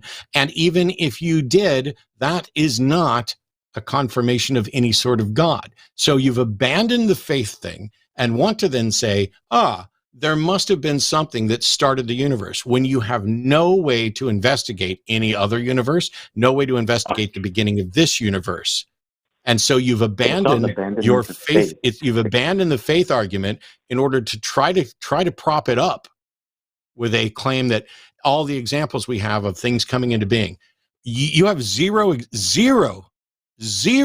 examples of any universe coming into being. What you have in Big Bang cosmology, for example, is a universe expanding, not coming into being. From a singular point, which is an especially important caveat to include. But I would say that you have no example of that coming into being, do you? Well, not per se, but what I'm trying to say. No, not per se. Why is it you can't answer the question honestly? Do you have any example of any universe coming into being? Of course not. You don't. And so a minute ago, your argument that you tried to present was that everything that we see that comes into being has some sort of cause, but that doesn't apply to the universe by your own admission. So you presented. Sure. Look, if I could finish, You know what? It's not something. You know what? Maybe you shouldn't be allowed to finish because you've interrupted me in mid-sentence now twice, and both times you've come back with something fallacious. So if you don't have an example of a universe coming into being, then wouldn't any argument about things coming into being be irrelevant to the universe? I'm not sure if those are the correct terms to be looking at it. Like I would say that. This is the frustrating thing is that you guys don't ever answer the question that you're asking. Yes, I am, because it's my fucking show and because you are not answering the question. I'm just trying to regroup and gather my. No, you're trying to yes, you're trying to regroup and circle the wagons because you've made a case that is fallacious, and when it's exposed, you want to dance on to something else. Here's the thing. If we have zero examples of a universe coming into being, then any argument about the universe that talks about other things coming into being by way of analogy is irrelevant, correct? I don't know. I'm not sure. I'm not sure if it's irrelevant necessarily. How could anybody be sure to take the skeptical position? It is. No. This is because you don't understand the basics of a logical argument. What I'm saying is, if you're going to put together a logical argument that is about things coming into being, and you have no way to demonstrate any universe ever coming into being, then that argument about things coming into being is absolutely irrelevant to the universe until you demonstrate that the universe came into being, correct? Okay. I'm still not quite sure. But well, then you go off and think about it, and when you figure out where the fallacy is, call back. Because I don't have time to waste on people who are like, oh, well, it's about faith, but I think faith is reasonable, and I think faith is based on this. Oh, well, that's a problem. Oh, well, every example we have of something coming into being it works this way. Well, you have no examples of a universe coming into being. You might as well say every example that we have of something being pooped out of an asshole came from someone eating food. That is as irrelevant to the origin of the universe, the poop argument, as your beginnings argument. Because if you can't demonstrate that the universe was pooped out of a butthole, then then all your conversation about things that were pooped out of a butthole is irrelevant. And if you can't demonstrate the universe had a beginning, then all of your arguments about how something comes into being are irrelevant. I'm sorry that this is difficult for some people, but it is merely fallacious. This is what's happened, and it's probably I don't think that the caller is necessarily trying to be dishonest. This is what happens when you begin by believing something and then try to massage logic to make your case. You have to be honest. And if in fact your argument is irrelevant, you better fucking acknowledge it. Because you either have to have a way to show, no, what I'm saying is in fact relevant, or I will make you look like a fool and hang up. That's going to be the way this is going to go every time, is if you want to say, here's the argument, here's why it's relevant. Prime mover. Great, Stephanie. Thank you. Here's the argument. And I say, it's logic 101, major premise, minor premise, connecting term. If one of your premises or the connecting term is began to exist, and you can't demonstrate that began to exist is something that applied to the universe, then all that work is null and void. That's the way fallacies work. But we will continue on. Katie in Kansas, pronouns are she, her. Thanks so much for waiting, Katie. I appreciate it. You have a question. Yes. So I grew up as Catholic, and I've only been an atheist for about 4 to 5 years. And I'll be getting married in a couple of months, and none of my family really knows that I'm an atheist. And sadly enough, my dad passed away a few years back. Oh, I'm so sorry. Thank you. I'm just wondering how I go about maneuvering my family on my wedding day, because they're really religious. And I remember at his funerals, everyone was like, oh, he's in a better place. But obviously, I don't believe in that. And I don't know how to stand firm in what I believe on that day, while also being courteous to them. Is your partner religious? Not at all. No. Okay. Are you guys paying for this wedding yourselves? Yes. Then you get to have whatever kind of whatever kind of wedding you want. And anybody who can't respect that, that's their problem. And one of the things is, you don't have to go,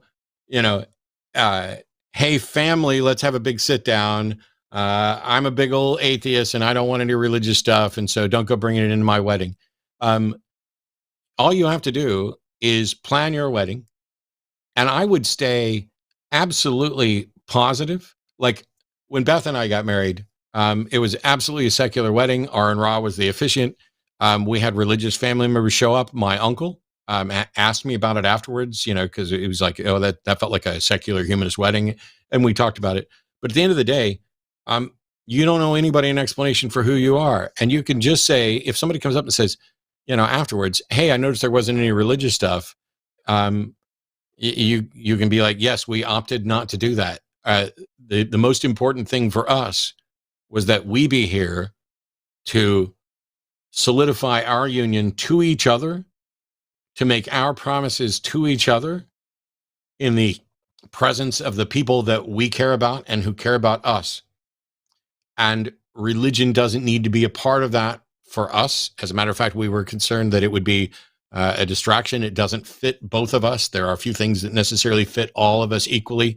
We're here for one reason, and that is for us to celebrate coming together. If you think there needs to be religion involved in it, that's between you and your God. I think we did just fine. And I'd like to go dance now at my reception or whatever you're going to do. Mm-hmm. And just following off of that, I'm just kind of worried that my family is going to tell me that like my dad's in a better place. And do you have any maybe advice on how to handle that aspect, since obviously he won't be present?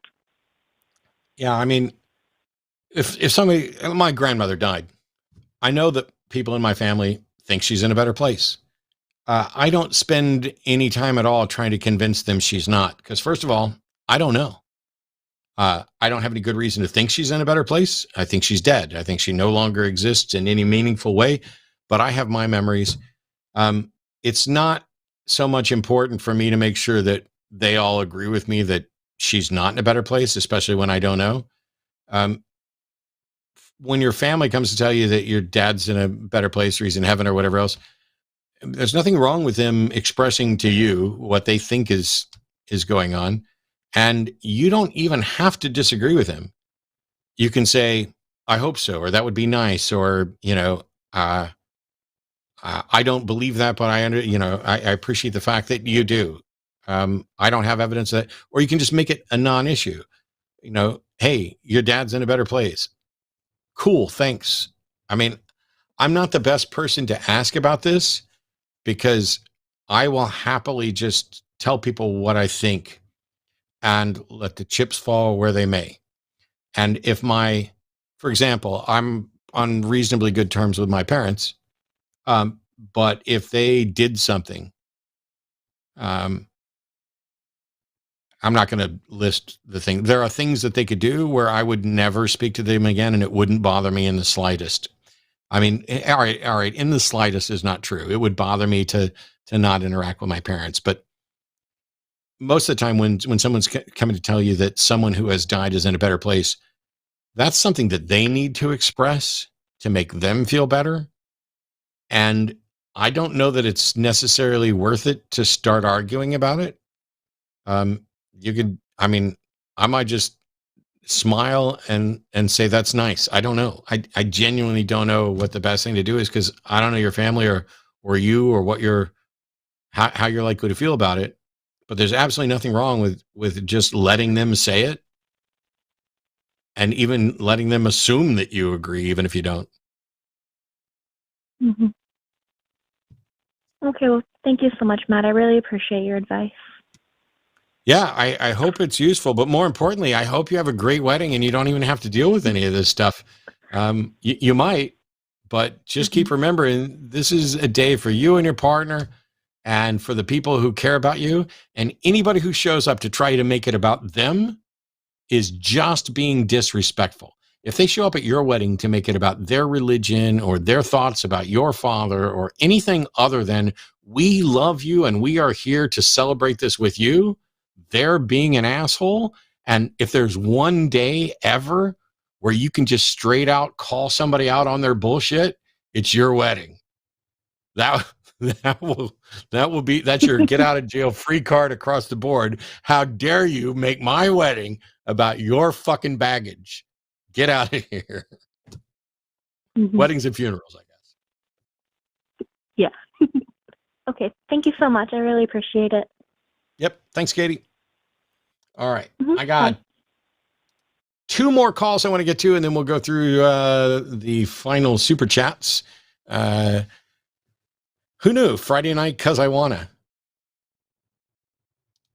Let's go to Atlas. Pronouns are he, him in New York City. Welcome, Atlas. You're on the line.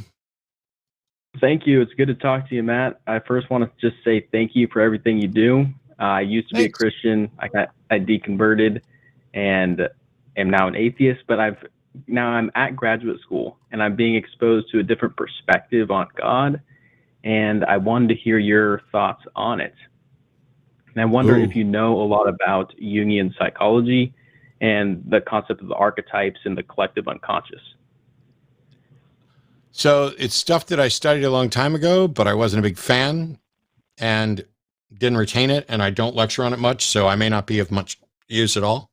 But if you ask a question that's sufficiently specific, I'll at least give you my thoughts on it. Yeah, okay. So I'll give you kind of a rundown of the stuff that we've been talking about. That basically God is an innate function of the unconscious mind. And I think the biggest thing that I'm wrestling with at this point is that the unconscious mind is inherently irrational. It doesn't experience linear time, for example. It doesn't experience sequential events. And so when we try to understand the unconscious mind, which is a very real aspect of the human experience of reality, do logical arguments, are they capable of reasoning about that aspect of reality? So I like that you're addressing the various problems within unconscious mind, but I don't even know that you have to go there. Even if you had an unconscious mind that was purely rational, if the notion is God is the unconscious mind, my unconscious mind and your unconscious mind aren't the same, which means now we have 2 gods. And by and large, the God of classical theism that most people believe in isn't merely a Jungian unconscious mind, but is an actual external agent independent of us. And so this is one of the reasons why I didn't find Jung to be particularly useful. When I was a Southern Baptist, what Jung had to say about God, made no sense. That wasn't the God I believed in. And it seems that Jung, like many other people, after abandoning traditional notions about a God, went looking for some kind of God that they could still accept and call God. And I think that that's a failure of putting the cart before the horse and leading the evidence where you want it to go. It's like, why not just say, oh, the God of classical theism clearly doesn't exist. The God of Christianity, the God of Judaism, the God of Islam, the God of pick one. Those do not match with what we would expect to see in reality, and we don't have good reason to believe them. But doggone it, we still need a God concept because so many people believe.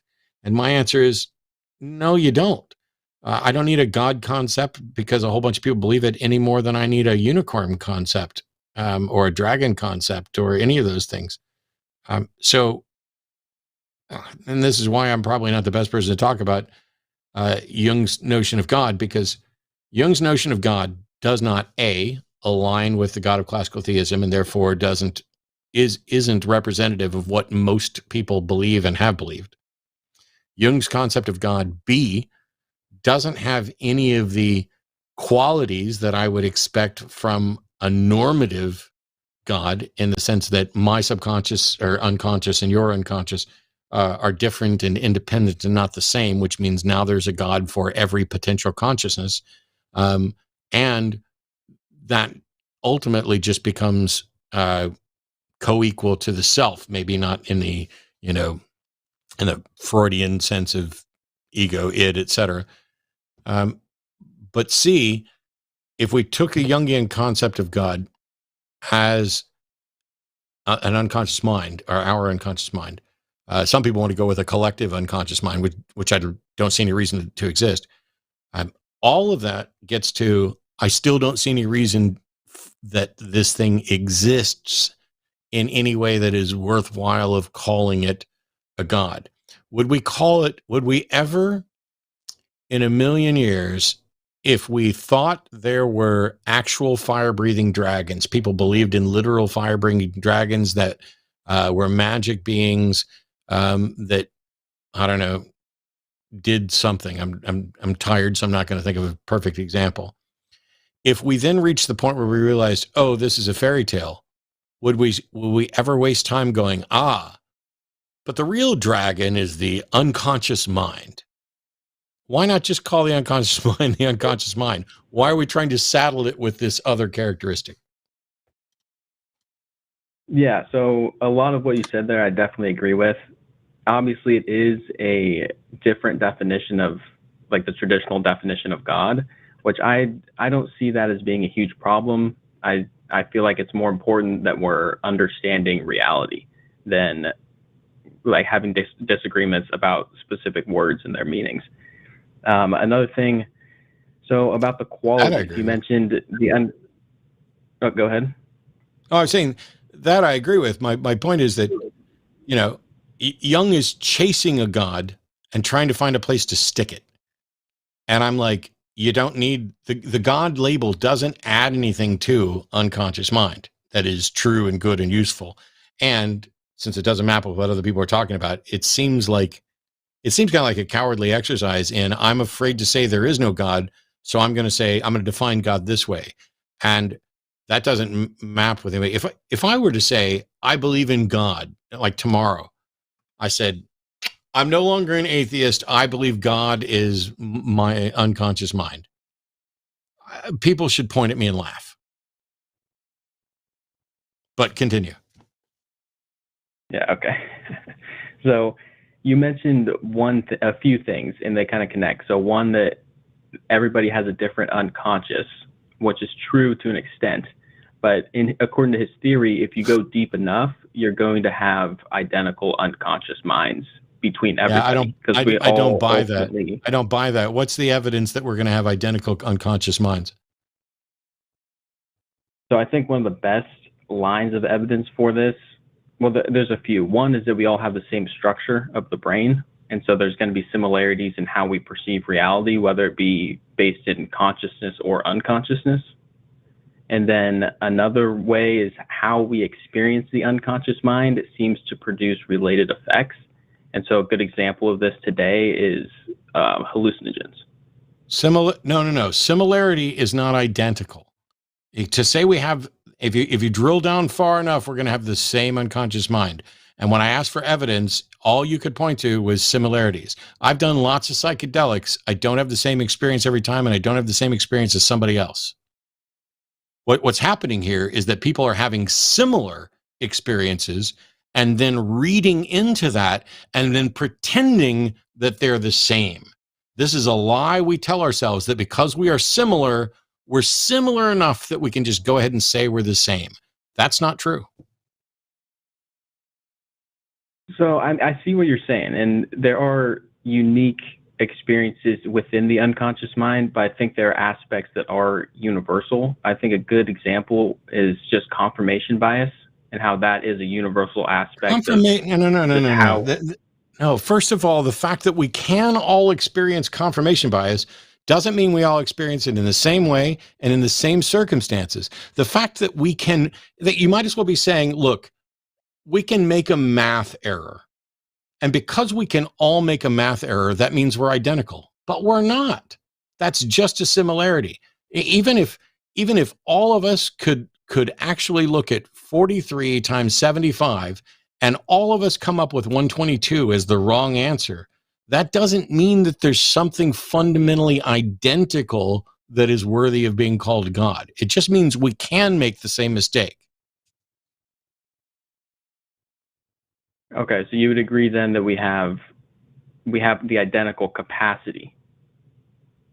I don't know that it's identical, because the 43 times 75 that leads to 122, the process that I took to get to the wrong answer may not be the same as the process you took to get the wrong answer. You can't just look at the answer that we give and say that's the same, therefore the process was identical. You don't have access to the heuristic at that level. I might have just, we could both be wrong for two different reasons. There could be one fallacious path leads me to conclude the earth is 6,000 years old, and a different fallacious path leads someone else to conclude that the universe is 6,000 years old. You don't just get to go to the end and say, because those are the same, the black box that I don't have access to must be identical as well. That's fallacious. Yeah, okay, I definitely agree in that you can't fill in the middle, but you could still conclude that we have that capacity. If everybody can get there, independent of how we get there, we still have the capacity to get there. Would you agree with that? Is what you're saying? We all have the capacity to be similar, but that doesn't mean that the unconscious is identical. Yeah, okay. I agree with what you're saying there. So another thing that I wanted to mention is that you specifically said that the unconscious doesn't seem to reflect certain characteristics of a God. And I would disagree, at least from this perspective. From the Jungian perspective, it does. A good, just like right off the bat example, is depending on how you believe consciousness emerged, consciousness must have, well, in this paradigm, emerged out of unconsciousness. And so it's kind of like a gradual evolution of. No, the thing that we call unconsciousness it could be a byproduct of consciousness. It's not like there was unconsciousness and from that unconsciousness, consciousness blossomed. It could be the case that a byproduct of consciousness blossoming is a state or a category of unconsciousness. It's a rock doesn't have either consciousness or unconsciousness. And if a rock, it may be that you require consciousness to have anything like unconsciousness. So it's not a top-down causal analogy to a God. But meanwhile, what I was saying was that it doesn't match the characteristics of the God of classical theism, which has nothing to do with whether or not it creates consciousness. But even if the God of classical theism is credited with creating consciousness, you haven't demonstrated that unconsciousness creates consciousness. Yeah, okay, so you're kind of jumping ahead of where I was going. I'll wrap Well, around I've been back to live that. for a But couple hours and I have to pee, so I'm trying to cut to the chase. Yeah, okay. I respect that. I'll just mention one more thing, kind of just to wrap up this final thought here, is that Sure. From the what was that? I said, sure, go ahead. Oh, okay. So from the biblical perspective, which obviously there's many errors there, but looking at it through the lens of a Jungian, you can see that God is this thing that is always existing and creates humanity. The Jungian comparison there would be the unconscious is God who creates the ego, and the Garden of Eden is a representation of the emergence of the ego. Okay.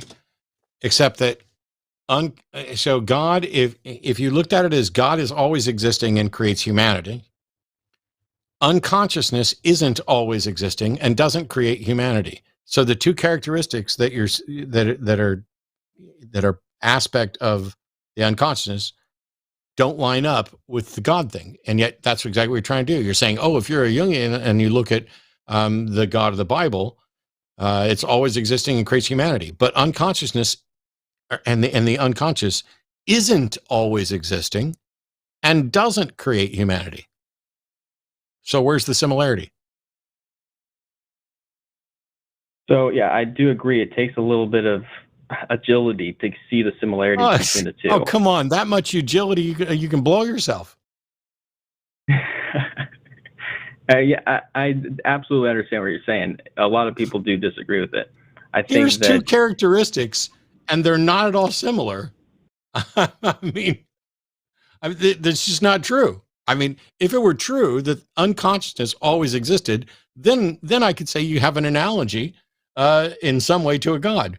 But if the analogy is God always existed and unconsciousness didn't, that's not an analogy. That's conflict. That's contradiction. It doesn't work. Okay. So let me just wrap up this thought so you can get on the next caller and pee and everything. But the last thing I want to say is that when Carl Jung is observing and reading these different texts, his argument would be that what has been understood as God or represented as God is really an attempt to understand the unconscious. And so he's not necessarily imparting meaning onto the text. He's reading it as if that's what the texts are trying to communicate about. Yeah, this is another. Yeah, not really. I mean, a little bit. This is like the person who called in earlier about panentheism. Once you get a hammer, everything looks like a nail, and it gets right back to, oh, Jung's trying to understand this or this. How about we just try and understand our brains and how our brains work without trying to impose, magical meta analogies about God and unconsciousness and all this stuff. It literally bores me to tears, which is why I haven't paid any attention to this Jung crap since the first time I studied it. Yeah, I mean, I respect that. I'll let you get on with your night, man. I appreciate talking to you. Thanks, man. Cool stuff to think about. Yep, take care. And a final call for tonight. Chris in Wisconsin, thank you so much for waiting. Pronouns are he, him. Welcome to the line. Thank you. Oh, yeah, this is my first time talking to the line. I'm gonna try not to take up too much of your time because I know you have to pee, and I coincidentally also have to pee. That's good. So, bringing Jimmy in for supers.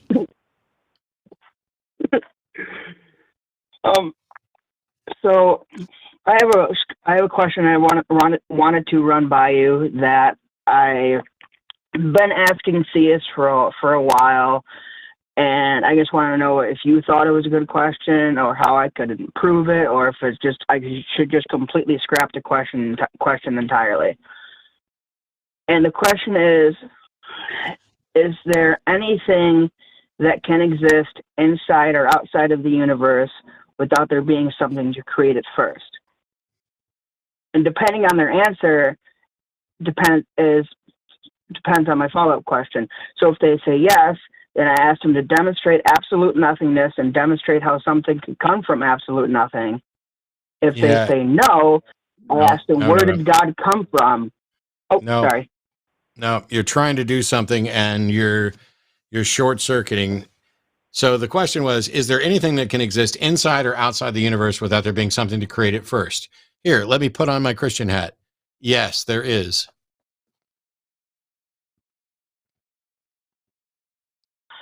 Okay. Then I would ask then I would ask Christian Matt to demonstrate absolute nothingness and demonstrate how something can come from absolute nothing. I didn't say anything about nothingness or absolute nothingness. I don't know what nothingness is. I don't know what absolute nothingness is. The words nothingness and absolute nothingness weren't in the question that you asked, and they weren't in my response. Why are you asking me about nothingness when you asked me, is there anything that can exist inside or outside the universe? And my answer was yes.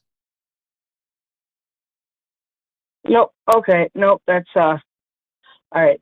Nope. That makes sense. Okay. Thank you. Yep. No problem. Work on it a bit more. You'll get there. I know what you're trying to do, and there is a way to do what you want to do. You're just not quite there yet. But thanks, Chris. I have put in a request. I am setting up super chats right now. I have sent the first super chat here. And I have called in the alternate version of me, although he's growing hair back and everything else, to take super chats for a minute or so while I go pee. So I'll save them if any are clearly super directed at you. It won't take long. All right. Arden, if you will take the call banner off of the screen there. Just turn off that overlay there. 99 from Elec Base, Part 1 for Faye. I find relying on faith functionally identical to being more open to the truth that folks, I don't like this mic as much as mine. I got to tell you, I think this is up to the pitch of my voice. Am I right or am I right? Anyway, I find to the truth that folks religious, I fucked this up.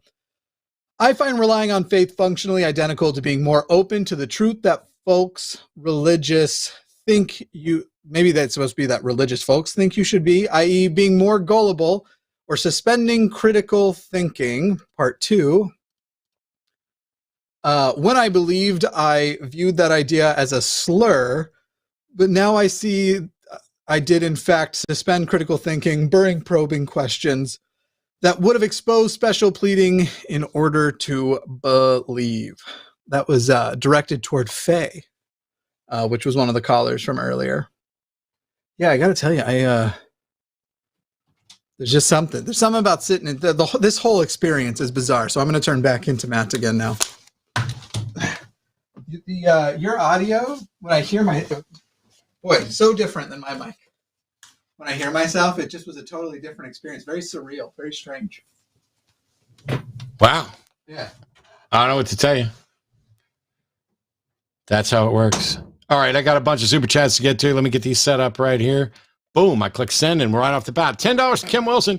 Not reasonable, but maybe there's a type of diminished responsibility for people who believe something, they experience something, who believe because they experience something that they can't explain, like not guilty by reason of insanity, kind of. Sure.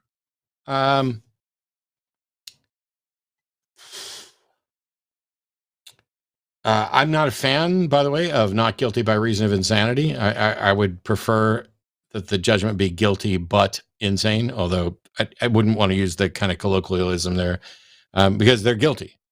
That doesn't necessarily mean that they need to be held responsible for it. But yes, what you're saying is that maybe they've experienced something and it would be reasonable for them to conclude with the information they have that it's because of a God.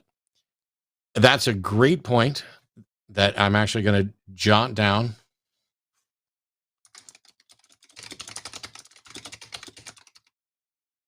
Because I've actually addressed this several times before, and then my go-to example is about the sun orbiting the Earth. Now, we know now that the Earth actually orbits the sun, and what makes it appear that the sun orbits the Earth is that the Earth spins on its axis. So the sun is here, the Earth spins, and that makes it look like the sun's going around it. Given the information we had at the time, it was the most reasonable conclusion to reach. Whether or not something's reasonable is independent of whether or not it's true. But it is no longer reasonable to believe that the sun is going around the Earth in 2023 when we have the ability to show that the that that's not the case. We have more information. Not that may tie into whether or not it's falsifiable. And so I have to think more on that. But thanks. That might come in handy between now and 11 o'clock tomorrow. $10 Australian from Mitchell Hook. Would you ever debate Kent Hovind? You may be treading the same ground that Aron has, but do you think there's any point in doing so? Or would you put him in the same box as Cy or Ray? I debated Cy and Ray. I would debate Kent. The thing is that Kent Hovind, someone reached out to me after he got out of prison to ask if I would debate him. And they said that they were a representative of his. I have no way of proving that. And what I told him is that I would be happy to debate him on some tenet of Christianity. I didn't want to do creationism versus evolution. On some tenet of Christianity, and I would do it only as long as the debate were made free to the public. He could still sell a copy of it if he wants to, just like I could sell it on my, or, get money from it at my Patreon. But I wanted the debate to be free. And the reason I did that is because he was just getting out of prison and trying to rebuild his ministry. And I didn't want to be the big fish that provided him a massive payday to get out of a hole. And once I set those criteria, I never heard from his representative again, if it was his representative at all. But so yes, I would, but only under the right circumstances. $5 from Terrence A. My Christian friends say slavery is not in the Bible, and I'm interpreting it wrong. The Bible did say you can beat your slaves. What am I missing?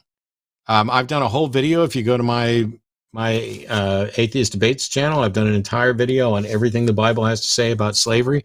You can also go to Skeptic's Annotated Bible, and there's a little link there of what does the Bible say about, and then click on slavery. Or you can get a cool tool like eSword and do a search for slavery. I don't know. I mean, Exodus 21, the whole chapter is laws about slaves. In verse 2, it says, if you buy a Hebrew servant, 6 years shall he serve, and in the 7th he'll go free with nothing. If he came in by himself, he'll go out by himself. If he were married, then his wife shall go out with him. If the master gave him a wife, and she's born sons or daughters, then the wife and the children shall be the master's, and he shall go out by himself. So this passage here not only says you can have slaves, there's different rules for Hebrew slaves than there are for non-Hebrew slaves. And it tells you that you have to let your Hebrew slaves go after 6 years. And then it tells you how you can trick them into becoming your slave permanently by giving them a wife and making sure that that wife gets pregnant and has kids. And then it goes on to say, for your non-Hebrew slaves, you can beat them as long as they don't die within a couple of days. Your Christian friends that say slavery is not in the Bible are either ignorant or lying. There is no other option. $6.99 Canadian from Rebus Wind. If the opponent just say something like, for me, rationality is XXXX, how would one prevent the whole debate becoming a definition battle after that? You can't. If I show up and my opponent says, I think rationality is anything that is consistent with my understanding of the Bible, the only option that I have at that point, well, all right, there's a couple of options, but the best option, I think, is to point out that their definition of rationality is wholly inconsistent with mine and with standard definitions of rationality. And by their usage of that particular definition, it would mean that everybody's rational because they all get their own, version of rationality. All you can do is point out what they've done and what the consequences of that will be. And you have to just trust the audience. Every single one of these debates I do, especially over Modern Day Debates, there are a handful of Christians who sit there and talk shit at me in the chat. And, oh, Matt got owned, and Matt does this, and Matt's a liar, and Matt does this. And, it's ridiculous. And if I spent as much time as I used to worrying about what those people thought, I'd probably lose my mind. There are people you're never going to convince. There are people who already agree with you.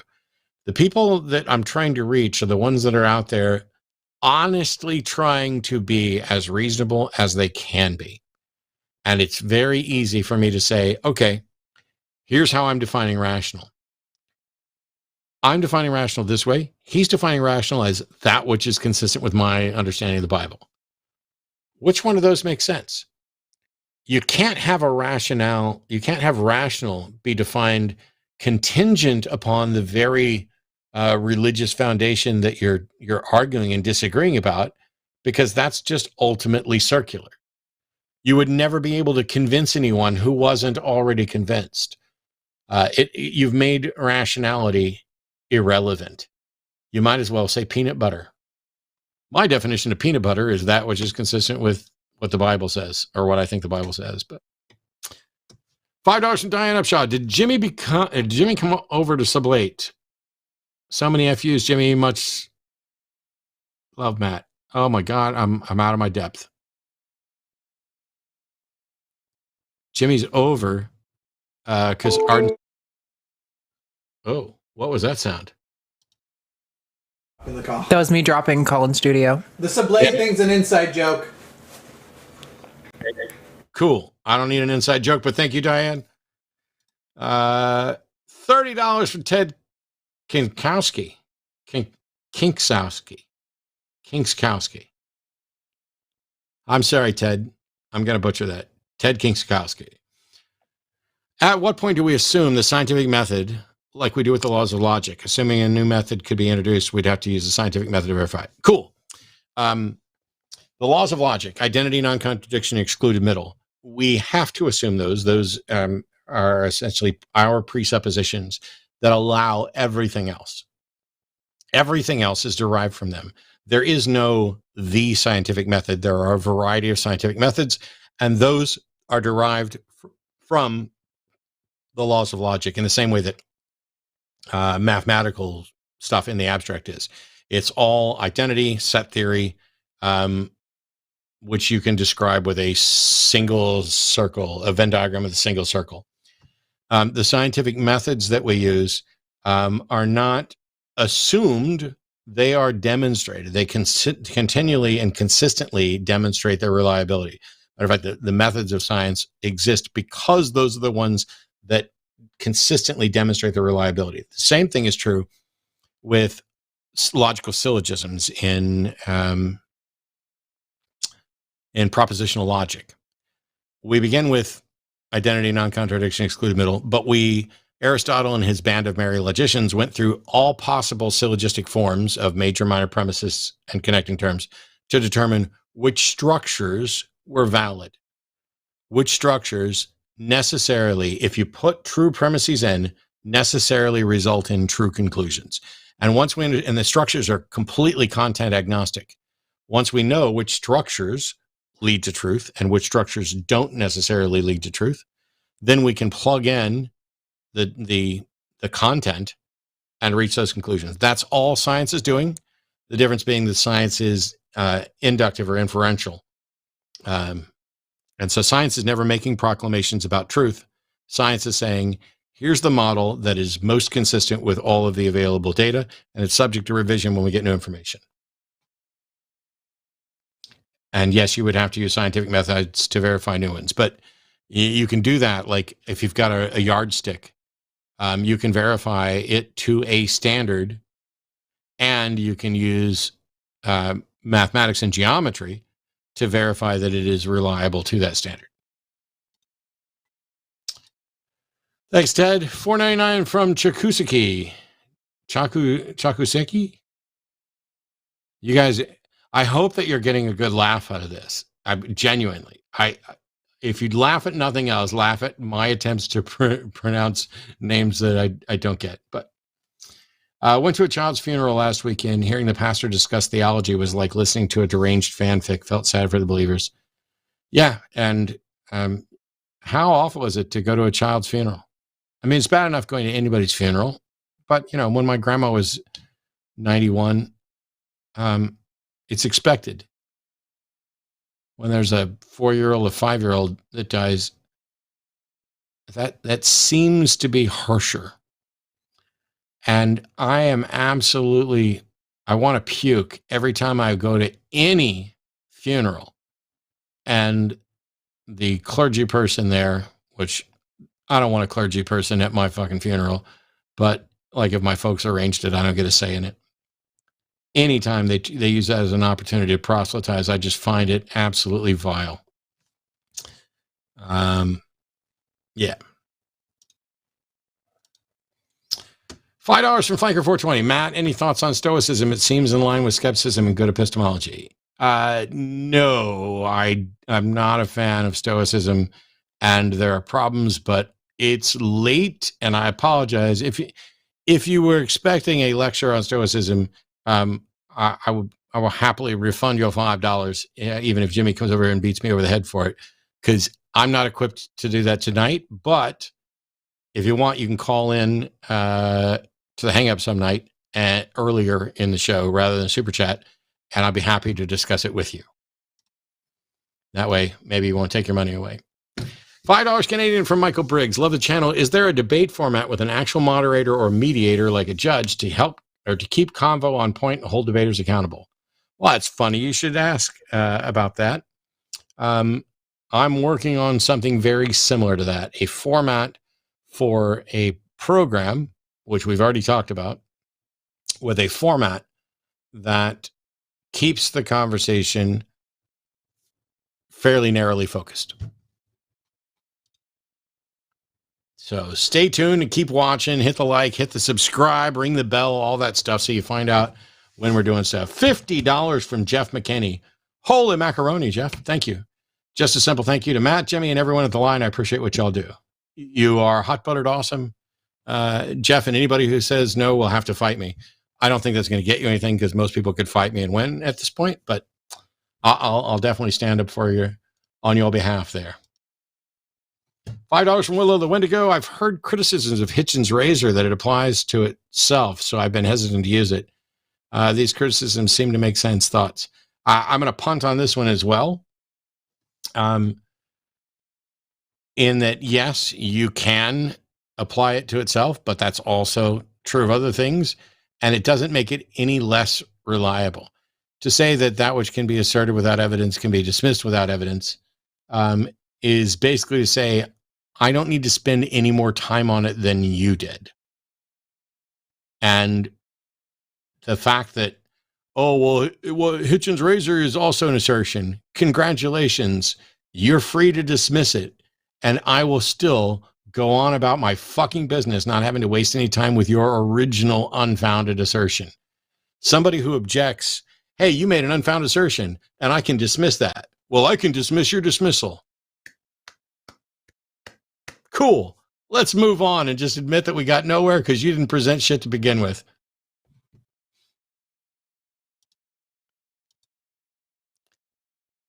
$10 Canadian from Michael Briggs. To demo a journey to an epistemic justified position not tied to one's strong belief or identity, like if Tasmanian tiger existed.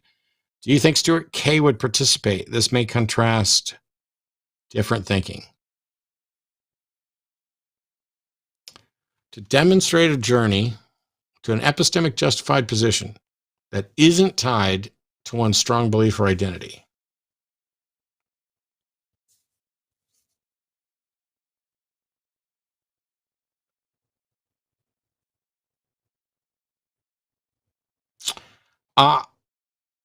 I'm afraid I'm not going to be able to answer this, Michael. I'm afraid I'm not completely clear what it is that you're asking.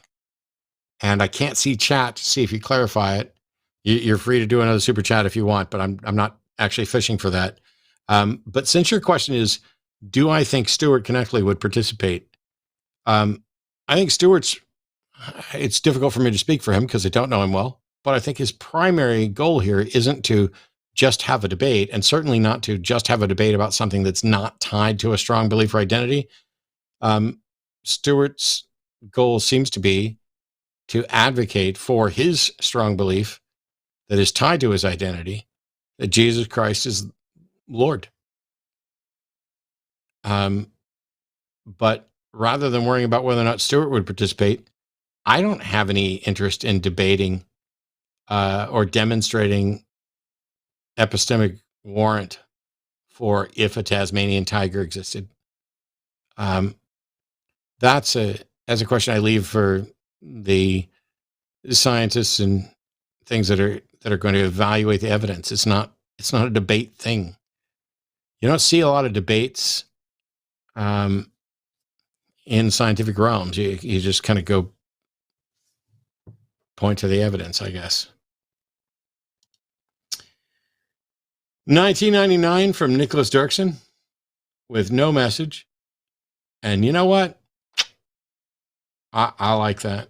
I know you're going to ask one in just a second because I've done the same thing before, but $5 from Eddie Dean. Were there people outside of the Garden of Eden when Adam and Eve left it? I remember wondering that when I was a young Christian. Oh, go fuck yourself, Jimmy. So depending on who you talk to, you're going to get different answers. From my upbringing as a Southern Baptist, there was nobody outside the Garden of Eden until they were exiled from the Garden of Eden. There were no people out there. God created everyone from Adam and Eve in the garden. And when they left the garden, they were the first ones to leave the garden. They were cast out of the garden. And that's when people began to exist outside the garden. Now, does that mean that there was a whole lot of incest going on? You bet. It's undeniable that that is the position the Bible takes. And when you listen to creationists, they say it wasn't a problem then because we were so much genetically purer. That's why we lived for 900 years, which is also patently absurd to think that we actually, Methuselah lived to be 969 years old. No, he fucking didn't. Just because your book tells that fantasy story doesn't mean that anybody has any good reason to believe it. As a matter of fact, it's one thing that I hardly ever talk about, and yet I should maybe bring it up tomorrow. Do you believe that Methuselah lived to be 969 years old? Because now you have a belief that is wholly inconsistent with all the available evidence except your book and this fairy story. And how is that any different from believing that,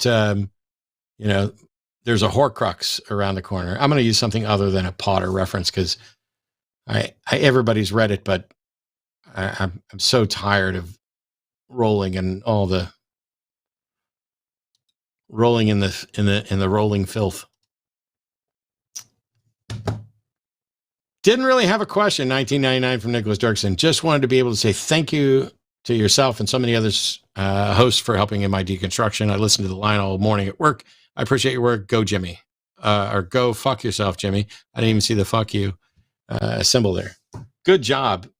By the way, I've got like 4 super chats left to read in here, and I will continue to read them. But if anybody else wants to tell,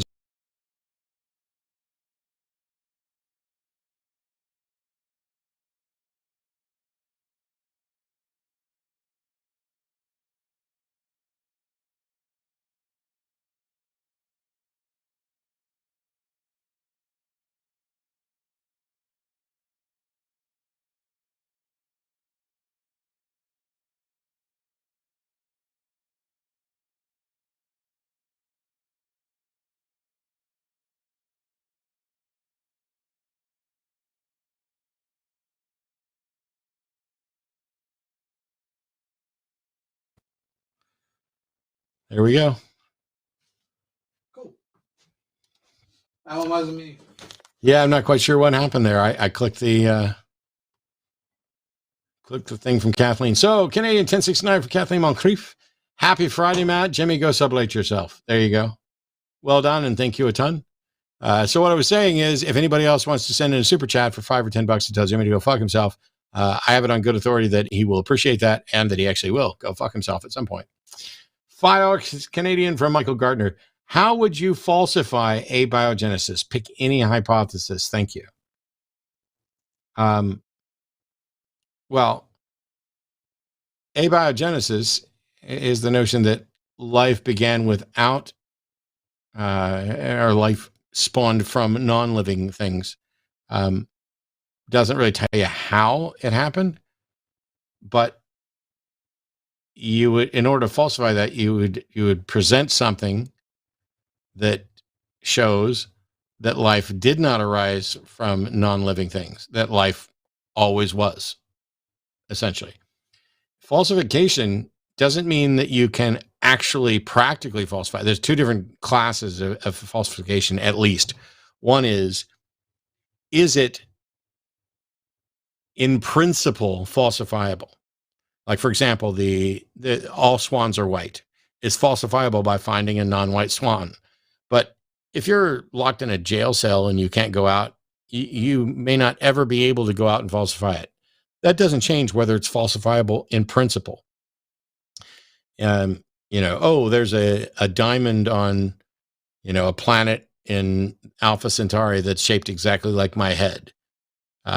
You could find it, but you could say, it's in this location. But if you can't get to that location, then in practicality, you can't falsify it. But in principle, it's still falsifiable.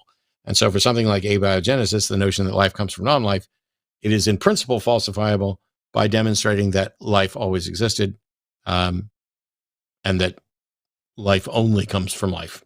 I don't know how you would do it, but in principle, that is falsifiable. Somebody may have a better answer to more accurately how one would go about falsifying that, but 999 from JYYRB. Jarb. What is consciousness? Are you okay with a definition that describes it not as a tangible thing, but instead a concept? For example, it is the experiences our brain creates in our prefrontal cortex. Yeah, I mean, I'm fine with that. Consciousness is the label we put on what the mind does, or the mind is what the brain does. And the mind, generally, when we're talking about consciousness, we're talking about self-awareness or other characteristics that are phenomenon, that are products, as far as we can tell, of our brain. But yeah, I'm okay with a definition that describes it as a concept, because I think that's what consciousness is. I don't think consciousness, there may be a discrete physical brain state or minimal brain state that maps directly to the production of consciousness, but I don't think we've identified it. $10 from Logical Harm. What do you think of the Stoic philosophy? Yeah, that's going to have to be for another time. Because I would want to study up and give you guys a good answer, because much like I'm not the best on Jung right now because it's been ages, I'm also not the best on Stoic philosophy either. Maybe we'll do a show in the near future where we talk a lot more about Stoicism. $9.99 from DJ. But by the way, thank you, Logical Harm, and my apologies for not having enough knowledge and gumption this late to go through it. $9.99 from DJ. Counter argument against the so-called Babylon prophecy. Huh?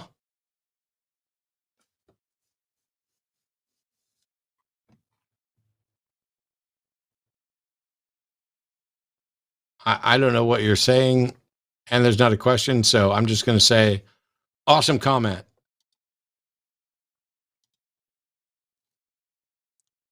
$9.99 from Brinpoo KC. Am I the only person who never read Harry Potter or not seen the movies? No, you're not the only one. But I have.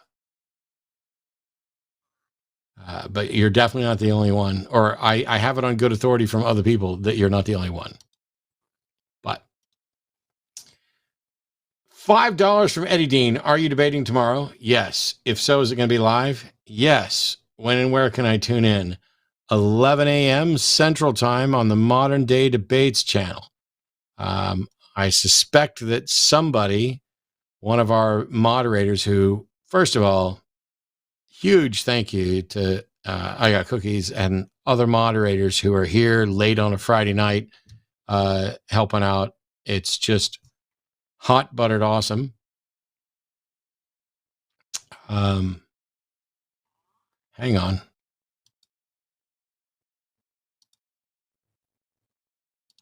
Oh, my screen was about an hour behind on stuff. Also, a huge thank you to Alex for call screening. We have shows at regular times here on the line. And so, for example, the Sunday show will be at 3 o'clock Central, and Jimmy and I will be on this week.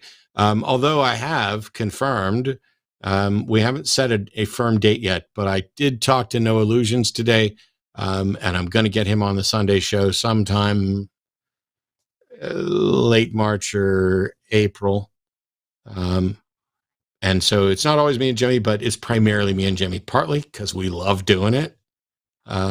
We have a lot of fun doing it, but I want to get other people on so that Jimmy can have a day off, so that I can have a day off, without, wrecking our groove. Then there is on Mondays, Skeptalk, and I don't have a current list of who's going to be on there, but you can tune in Sunday to find out for sure. Tuesdays is HOSTility. Wednesdays, the Hang Up, my primary show that I do on Wednesday evenings. And Thursday's the Transatlantic Call-In Show. There's a lot going on, and this is just the beginning. Not only are we going to have additional programs, additional hosts and co-hosts, but there will be community things as well. We're going to have tons of announcements over the next year or so, which is why I'm eager for us to get to. I'd like to see, no kidding, 1 million subs over the next 18 months. Who knows if it's possible or not? I've seen other things happen. I think that with everybody's help, and if we keep focusing on providing good content, letting people call in, we're going to be doing more than just call-in shows. It's not going to be 8 hours a day, every day of call-in shows. Even though all of them will have the potential to take call-in shows, we're looking at a lot of stuff and a lot of people. We're so excited here just at the line. Jimmy's working his ass off, and Arden's ready to produce stuff then and there. $10 from Wonder. What's the probability of one of the UFOs shot down was the flying spaghetti monster? I'm going to say it approaches 0.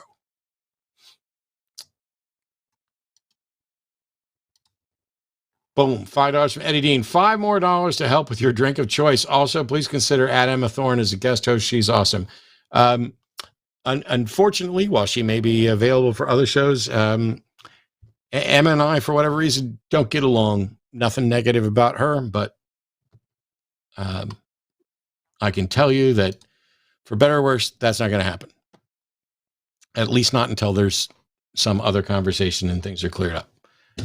In any case, huge thank you to everybody. Thanks to the wonderful, beautiful, talented, sweet Arden for producing the show tonight, especially with all the little tech things that were going on. Basically, we're trying a different way of producing the show, both with her at the wheel, but also on different machines and different hardware. And I know that Jimmy fixed some of the issues. I really, really appreciate everybody's patience in sticking with us through that. I get it. If we can work out the tech issues on a show like Cus I Wanna, an unscheduled thing where there's over 1,000 people here watching on a Friday night, it really helps us when we're doing, a 3:00 show on Sunday to not have to deal with that stuff. So it's a huge help to for everybody here to help us with those things. Thank you so much to the moderators. Thank you to the call screener. Thanks to everybody who contributed, donated, came in and asked good questions. I'll be debating at 11 o'clock tomorrow morning on the Modern Day Debates channel, but it won't be long before you start seeing End Boss with something like a debate right here on the line. Stay tuned for more information. Like, subscribe, ring the bell, and go hit up Patreon, because I think Jimmy is maybe setting up new goals so that instead of just shaving his head and looking like me, he might actually, if we get 1 million subscribers, I think he might have to have reconstructive facial surgery oh, no. All right. It'll be something cool, but it won't quite be that. But we'll see you next time. Love you guys. Bye-bye.